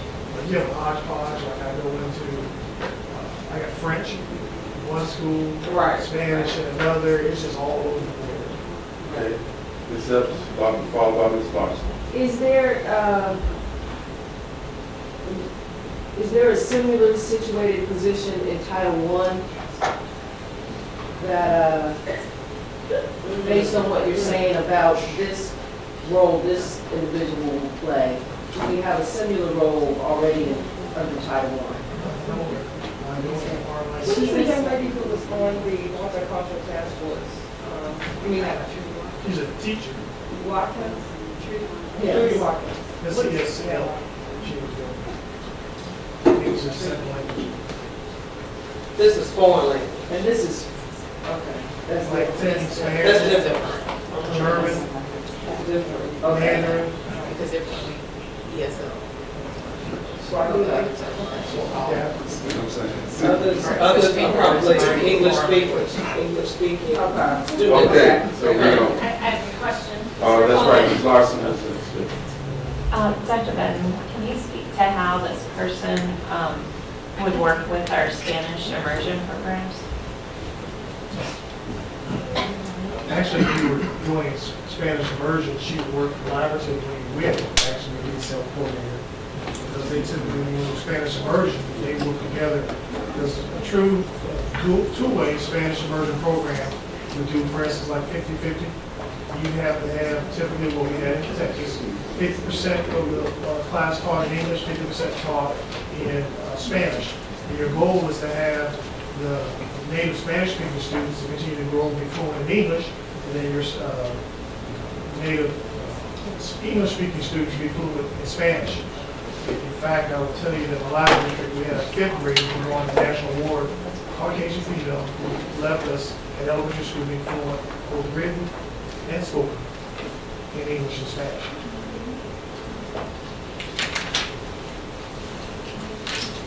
Okay, Our, if you remember, our hope is to get to the point that we have all our kids exposed to Mandarin Spanish or ASL before they leave us. all right, we have consensus to support the academic improvement plan and the college career readiness individual. Yes. Okay. Number 7, ESL required match. 4 positions there that we get the money from the state, and in order to match, have our match, we need 4 more positions. That's why I put an M by that, because if we don't have them, then we're going to forego some state funding. That's a yes. all right, that's a yes. You're not going to forego state funding. All right, number 8, ESL, if you wanted to ramp it up to the full funding that's available, then we have to hire an additional 7 teachers beyond those 4, which would cost us another $305,000. No, okay. $535,000 for those 7 positions. All right, is this academic improvement? No, this was just showing you We if you could, wanted to. we wanted, You'd have to spend another $500,000, but you're not going to lose anything if you don't do this. It's just that the ESL Standards Quality Program calls for, if you're going to fully ramp it up and staff it fully, it would require 31 positions total, when we need another 7 to meet that. At $535,000. all right, is this part of the 30 million? It is part of the 30 million gap. Okay, so if we take it out, You're closing the gap by not funding this. okay? 2025. Okay, wow. All right, But if we take it out, we will still see some significant, could we potentially still see significant gaps in the opportunity for academic achievement with our ESL students? Does this provide us an opportunity to put some more wraparound support with our ESL students if we bump this number up? You're going to help is actually getting teachers to actually meet the needs of the kids and provide instruction. okay. All right, we have a person who wants it. That's what I'm saying. All right, Does everybody want it? After that, say that we have the capacity to fulfill these needs without necessarily depending on other aspects. You're going to keep status quo, so we won't necessarily make progress if you're worried about the ESL population. Sure. So we personally think that part of our lack of performance is The lack of not that person okay, that you pay for. all right. Yes, for me. Ms. Taylor, Can you tell me how many languages are currently taught in middle school and high school? they have to check that out. Do we have many staffers in that department? Uninteractive. That's a multiple languages, and they teach multiple languages? I have to check. Okay. You know, when I walk to high school, when I visit departments, I've seen a variety of French, and no disrespect to French, but I think passing, you know, the languages that are going to be for lack of term, what we use in our last district, because we could not sustain a multitude of variety, we focused on what we call business languages, meaning that when you leave us, they're also marketable for you. So we had to phase out some of our other ones and focus on business, which gets to Spanish and Mandarin. Mandarin being the worldwide fastest growing Spanish being U.S. and then we went American Sign Language because Right, that's good, yeah, because that's a. we just had said we had to be good at a few things Right. rather than, so we actually phased out some of ours as we let kids go through. So we struggled while they're here, but they finish their requirements, just not redirect those FTEs. Okay, do we have like, you know, offhand, we have French and reading, that's it, I'm not sure. that would be one. I'm just thinking about where some of our African students are concentrated on, that's what strong language in the African countries. So, you know, we can just find out exactly if we have a handout, I would appreciate that. All right, I have been persuaded by Ms. Epps, I would like it, if we have 5 people who would like to see these 7 staff people, yes, Yes, yes. 3 or 4, 5, yes, okay, that is now a yes, Mr. West Bay. Yes, sir. Number 9, swiftly to 14, quickly. Exceptional ed is any teaching positions and one director. All right, And that was, Dr. Boyd spoke to that. we paid you, but she said it's very good. It's important. All right, go ahead and speak to it quickly, Dr. Boyd. Right now, it's a no. What is it? It's a no. What's that? We're You coming back in the room, I was playing. Number 9. Just playing. So, Just playing this way. just to recap, so we turn that around. You know, we did have to do some significant leveling this year to make sure the staffing was appropriate at the middle school level when we changed the bell schedule. Much of that, we had to take staff from elementary to put them in secondary. So while we're in caseload compliance, making it all work at elementary because they have to support K preschool, K1, 2, 3, 4, and 5, any pushing in general ed, and if they have any self-contained that as well, it stretches them very, very thin, and so our elementary schools are screaming at this point. And we've looked into it, so we truly need those additional 8 teachers just to have some relief to make sure the services are provided appropriately by licensed staff. Relative to the special education director, as you know, we have a significant special education population. We are looking forward to working with GOE to make some improvements in that area, but we really have to have someone who can specifically solely just focus on special education. With myself supporting the hearing office, people placement, school nursing services, 3 principals, alternative education, special education, family, and community engagement. That does not give me the ability to laser down and focus on special education the way I want us to make that progress. And so hence the request for the special ed director, in short. I support the 8 positions, but I'm not convinced on the director position. Okay, that's great. All right, we appreciate that. Do we have consensus? We have consensus. We have a person who's saying they support it, but possibly think about one of them. Exceptional education, just heard Dr. Moore's pitch. Should we go yes? Yes. These will be positions actually working with children. 8 of them will. 8 will And be one director. 1 will be, okay, so we have, what? I support the 8 positions. Okay, As I've I'm gonna indicated. take that for you, 8 or 9 is good. Okay, Which one? It's teaching position of 50,000 on average. So we said yes. yeah, we don't know what we gotta do. Okay, That's part of our gap.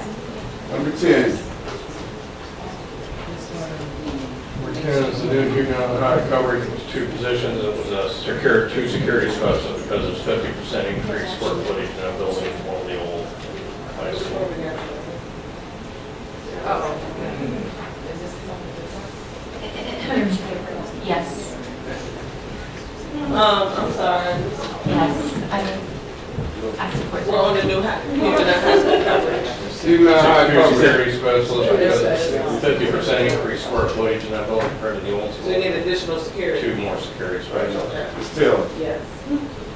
I guess I'm just trying to see the breakdown between comparing number 9 to number 2. 5 positions. Two separate No, programs. no, as far as the salaries, I was salaries. trying to get a visual in my head. The salary tables, Yeah. they were all done consistently, uniformly, using the averages. Okay. Maybe I just need to, Sounds good. take this out.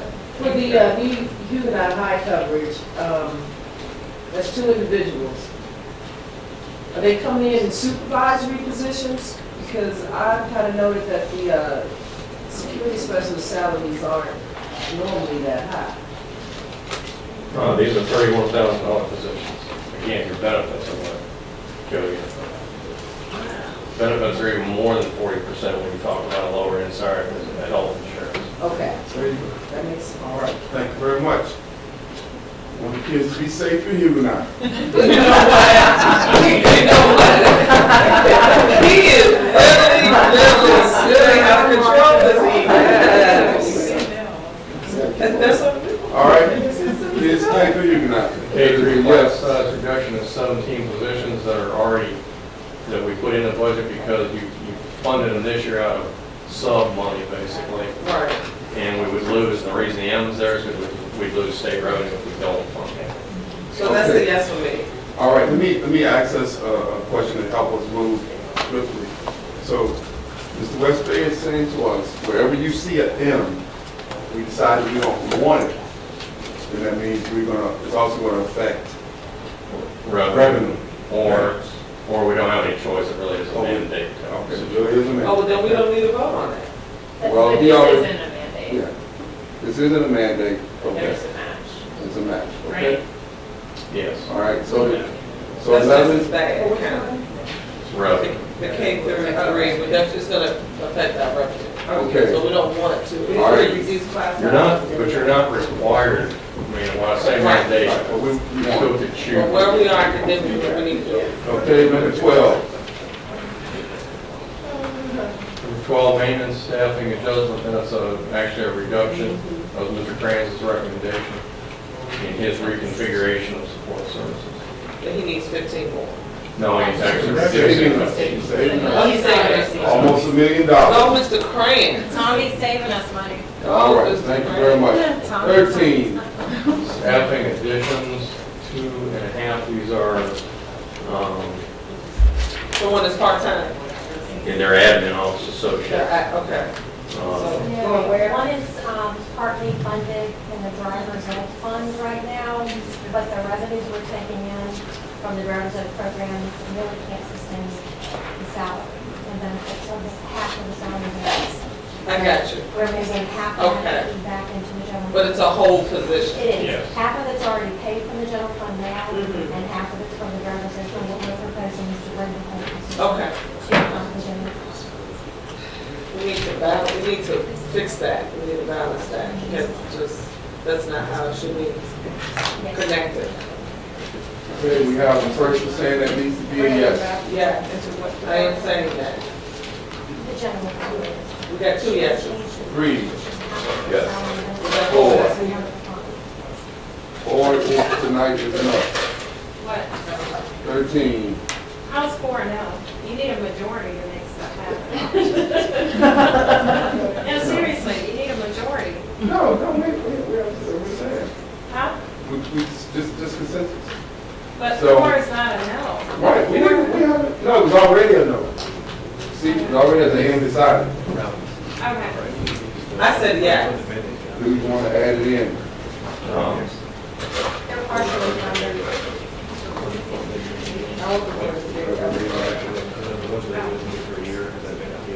What would you like to say? Some of them are ends that we talked about. Oh, you want a personal position. Okay, all right, so leave it the way it is at this point, Mr. Westbrook, all right? I'm just in there on that myself. Okay, all right. Early reading initiative, number 14. What is that again? New position from the state, and it's matching funding to go with that 5 early reading specialists. What happened to the program under the former governor where it was yes, what say it again? Earning by learning. Not that, do we still have that earning by learning? The data came back showing it wasn't really impact. We didn't make any impact. Thank you. I just want to go on record saying I said that. Okay, it hasn't been decided. Does everybody have any strong heartburn? I do. You do? These are the ones where the state will give us money for them for 1 year, but they either won't or they may not give us the money after that, and then we'll get a full paying the full price. If you keep the credit. Or they weren't a part of the academic improvement plan? No, The reading initiative was not? no, it's from the state funding initiative. State funding. The Sturban is stated heartburn, does it? Heartburn is a no? No, it'll be an unfunded mandate. Once you put them in. Yeah, Once you put it in. Right, if you can't fund it, I just wanted to be clear, that's what, that was my thinking too, was a no. Heartburn's a no. Right. We're not gonna fund it. Do we have something to substitute that, if that's the route? To aid our students in that? Are we contracted, are we grant funded? I'm trying to ask a question. She's with all the roles. You're asking, Point of order, I just want to make sure that everybody knew that I was. okay, go ahead, Mr. If we take that reading initiative out, will we have something, or do we have something in place that will replace that or substitute that? I just want to make sure that some type of initiative is in place, especially when it comes to reading. And I think that's, to me, that's an investment worth making that impacts our children directly. She's doing this reading, I asked her to come back. Now, I can't see the back sheet with The notes. spreadsheet. Unless it goes to When we're done. the notes they put on the form. Okay, wait a minute, I got it.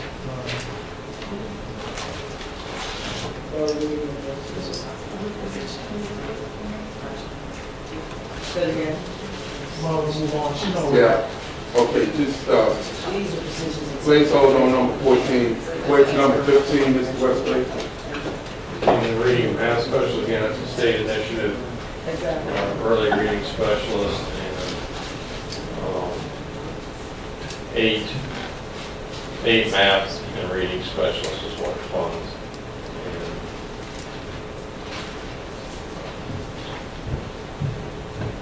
And this one, if you accept it, we have to eliminate some revenue, but you eliminate even more expenditures, so we have a net savings of $330,000 if you said no. And this is also another one where they'll give us that money for the first year, but not after And that. then they won't fund it the next 2 or 3. There's no guarantee. The funding right now is predicated, I think, on accreditation at specific schools. So if that school achieves accreditation, the following year, they could lose that position. Or if they continue to have accreditation issues and the funding is available, then it could continue. We don't have a guarantee past this biennium. Right. So with the general, somebody just have to pass on the budget and say, we're not going to fund Fund it. prior commitment. That's what, I mean, those two line items right there are $1 million. And that's what concerns me is that may just be, or is likely to be an unfunded liability next year for jobs that are to be created. And, I mean, it's early reading initiative and reading math specialists are great things, but I mean, we could add jobs from here until tomorrow. Those are great things. That doesn't mean it's the best use of our resources. But if it's not funded, then we do a reduction in force, right? Well, I'd be surprised if that happened. We've done several. Huh? We've probably got enough turnover annually. Yeah. There's some, to, that's not necessarily depends on, you just place those people first. And another position, an open position for So we do have Title I reading and math specialists currently that are paid with Title I. I don't know that they're necessarily at these same schools. So can we get them, are there gaps where a school's not accredited and it's not Title I? We can. And maybe those are the ones that we look at possibly putting a person, but if they already have math and reading Title I specialists, we may not have a need to have an additional position there for that. Okay, all right, Saying yes or no to those at this point. I'm saying yes because the way that our scores look across the district, excuse me, I understand that we have math specialists funded out of Title I, and we have reading specialists funded out of Title I. But I am concerned that if we continue to put the pressure on the specialists that we have being funded out of Title I, they're already spread thin.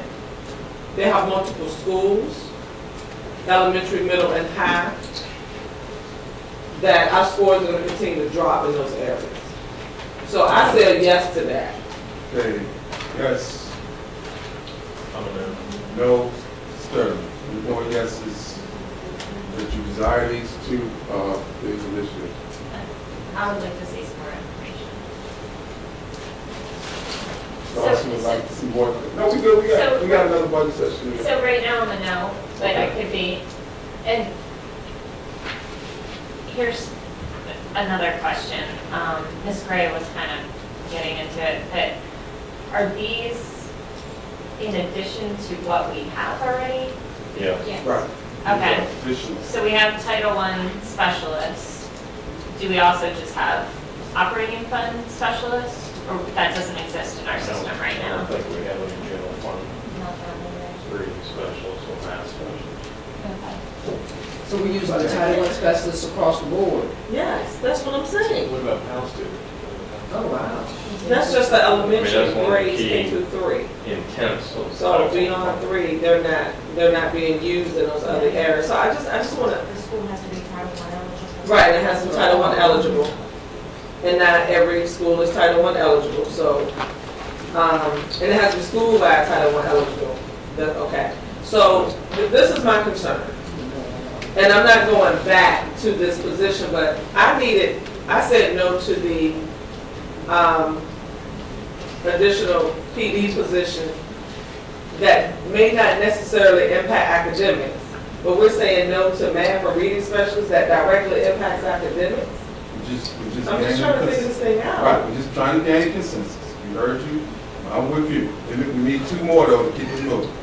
But yes, But we said yes. Ms. Gray, what were you saying on this? I want to know if there are gaps, and I would fund the gaps, not all of them across the board. But if there are schools that are not Title I that don't have a reading or math specialist, that we could use the state money, let's put that, You can say yes for now, we can bring the additional And information I want and to change get it. clarification as to whether we can. That's a choose yes for now. to take Bring one us or no. additional information. And not others. I know at one point we had talked about the schools that kind of go in and out of Title I. So are these the schools, are these examples of schools that we would target? You know, because They specifically named the Yeah. schools It doesn't- that it they doesn't- are funding for. The five of the schools that are named for reading Oh, hold on, listen.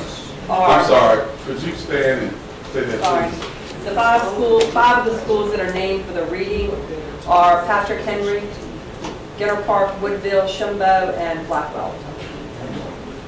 Okay, all right. To give you an idea. All right, so, who's gonna be responsible for bringing us that information? We will. So it's We'll do that. Okay, all right, so for now, move those to yes. Okay. Keep it at yes, okay? All right, number 16. Reduction in force, it's two positions that, they said they do not need anymore. All right, that's good. That's good. Resource facilitators. All right, okay, thank you. Anybody, yes? Is that your cousin, something you want me to come back?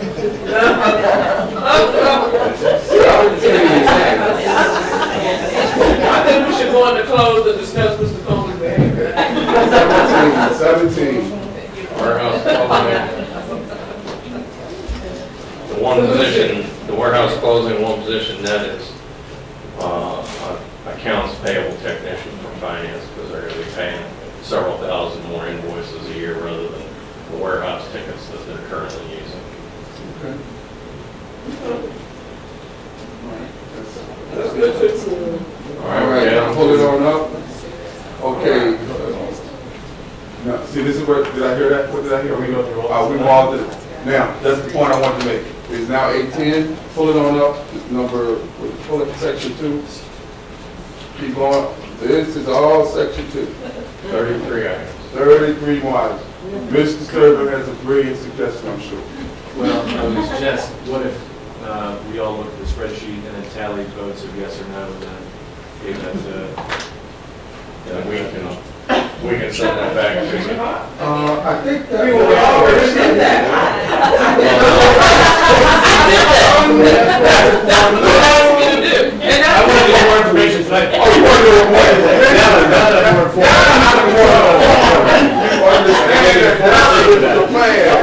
They gonna say it at 8:30 because you told me to do that, y'all gonna say it at 8:30. We have completed section 1, and now everybody understands what would make this move faster is that we do this before we get here. Okay? And I just wanna say again, I did that. Because that man told me to do it. We appreciate So y'all gonna sit here at 8:30. colleagues. I didn't think I don't never need the mic. Okay, so at this point, what's going to happen, and really, I think we do need to really honor Mr. Westby and his team, because I do think this is really straightforward.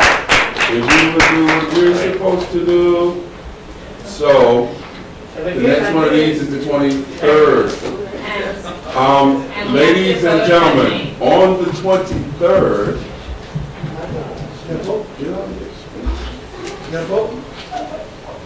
we have to vote on the 23rd. So tonight, when we got to 17, someone told me that will not happen on the 23rd. On the 23rd, we have to go through everything and be done. But Prince was saying it may not happen because of the Elkhart situation and I'm talking about, I'm looking at Mr. Cole. Okay. There was supposed to be double meetings on the 23rd. I'm just trying to figure out how is that. Something was supposed to be recorded. Oh, you all? No, that's early in the Oh, day. that's from noon to 4. Okay, I'm sorry. Okay, Ms. Gray. I'm just asking again to repeat what the schedule is. We have to vote on the 23rd. Correct. Ms. Westby, in your submission date is the 28th or 29th, I can't remember. It's the 28th, end of the month. So we Friday, I have to think it's the submit our 27th. budget by the 28th. It says Right. 27th in this calendar. Was to have you all approve it, because if you make changes, last year we had 2 or 3 days to they had to go back Right, we and had to, implement those. you guys had to work, yeah, 3 in the morning. So after we submit on the 28th, what's the schedule for the city administration and They deliberate through the month of March and April. Then we have a joint meeting with you somewhere between there. We'll present, we're slated to present, I think, can't remember the date right now. I'll send that to you. They request, I think the 30th was their preferred date, March 30th, for us to present to council. Okay. yeah, that's good. I'm good, yeah. Ms. Larson. Okay, and you're getting the details from the state tomorrow, correct? So then, will you email us an update or any major changes? We will. Okay. As soon as we put together the additional information requesting, plus any additional information we find out that will affect the gap, we can communicate that. Okay, great, thank you. Thank you. Thank you. Question. Dr. Benton. Can you, in honor of Ms. Parrish Muhammad, establish another deliverable date since she did hers? I did mine too. Let everyone have it, and then he can actually put a yes or no based on the consensus that he received, and it'll already be tallied. Give Dr. Jones some credit, because that was, well, he was actually first. I think, And Ms. Kane came back to answer questions on the two items, so if you care to hear it tonight. All right, you good. Which two items? 14. 14, What was it? Yeah, that's it. The early reading. It's the early Reading, reading and math. 14 Oh, and okay. 16. Okay, Ms. Grace. If we're going to tally and have something brought forward in the spirit of efficiency, I think we also should keep with transparency, and whatever is submitted by us as individuals should be put public somewhere. Maybe on board docs, submittals from individual board members, so that everybody knows what went on who submitted what? outside of the meeting. Yeah. And also, it's so much, so, But I think what Ms. Gray is saying, they won't say, okay. Okay, so Dr. Benton, They have access for transfer. Ms. Westby, can you? What happened is, whatever you'll give him, this is, Louis can upload it on board docs, and it'll have the version where the public can see that section. It brings the administrative section that shows approval.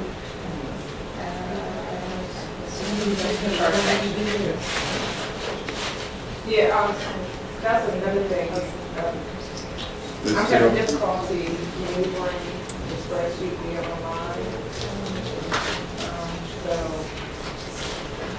You say online, any email address, you say online, I mean, when I click on it and it comes up on the spreadsheet under the Google Cloud, I'm having difficulty getting my changes. They're using the Google spreadsheet application rather than Excel. Yeah, that's yeah, that's it. It's just, now, can you, Mr.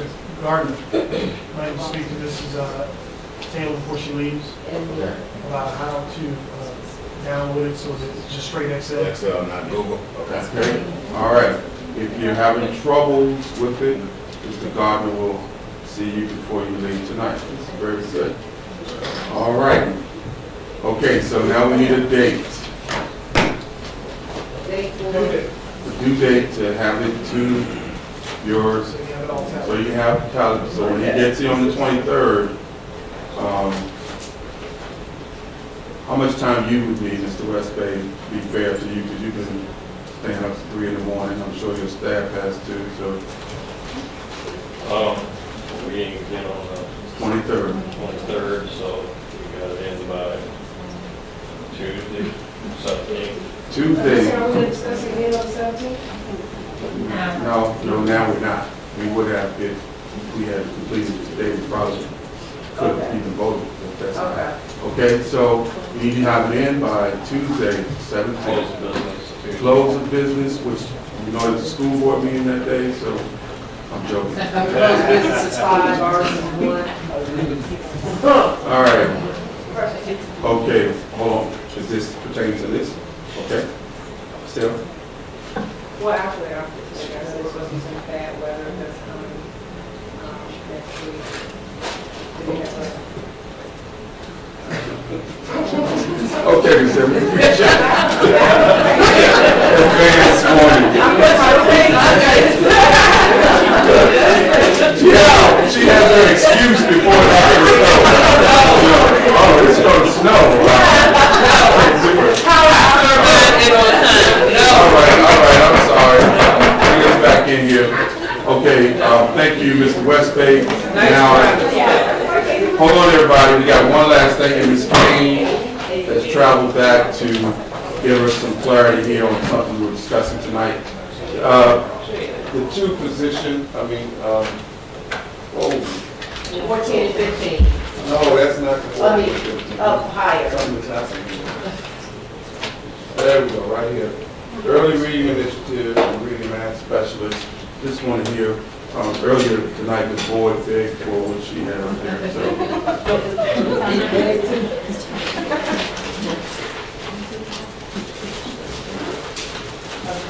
All right, so,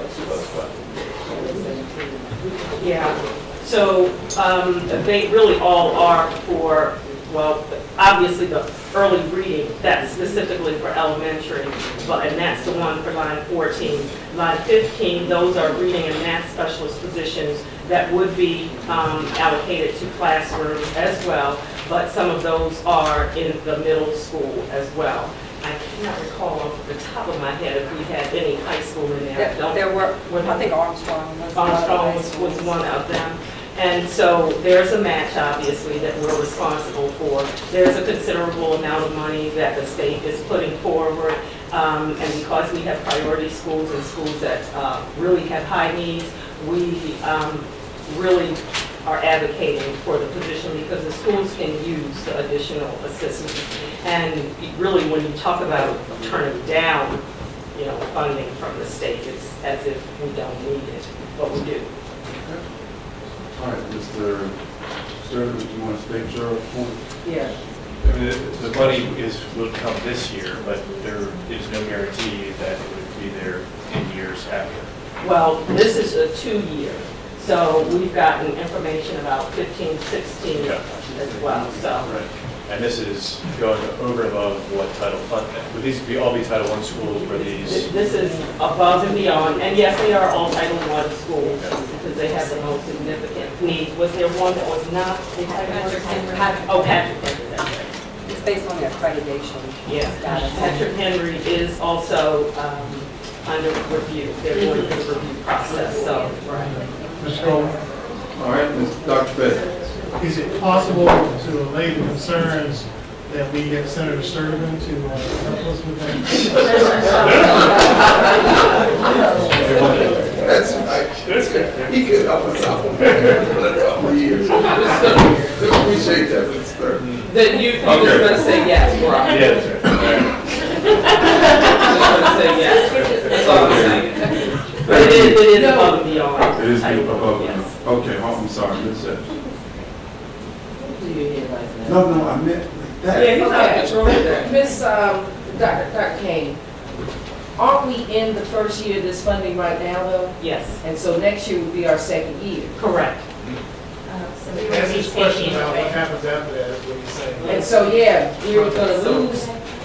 We don't have a guarantee for 16, 17, if that's what you're asking. That's where we're at. And I guess Yeah, well, that is correct. Mr. Westby is correct, that we were hoping to transition those positions, those reading and math specialist positions and the ERI positions to other. I guess my larger point is simply adding positions does not translate into better results, or spending more money does not translate into better results. And British Public Schools is a great example of that. So that's my concern is it's $1 million between those two line items that may very well not be there in a year, and that's money that we're not spending on something else. I wholeheartedly agree with that, but strategically used, they can make a lot of difference. Strategically used. That's what we're doing. To strategic use of our funds. Okay, so at this point, be sure to update your vote on that. Thank you very much, Dr. Kane. Did you give him a date? Ralph? Yes. Tuesday, 17th, for business.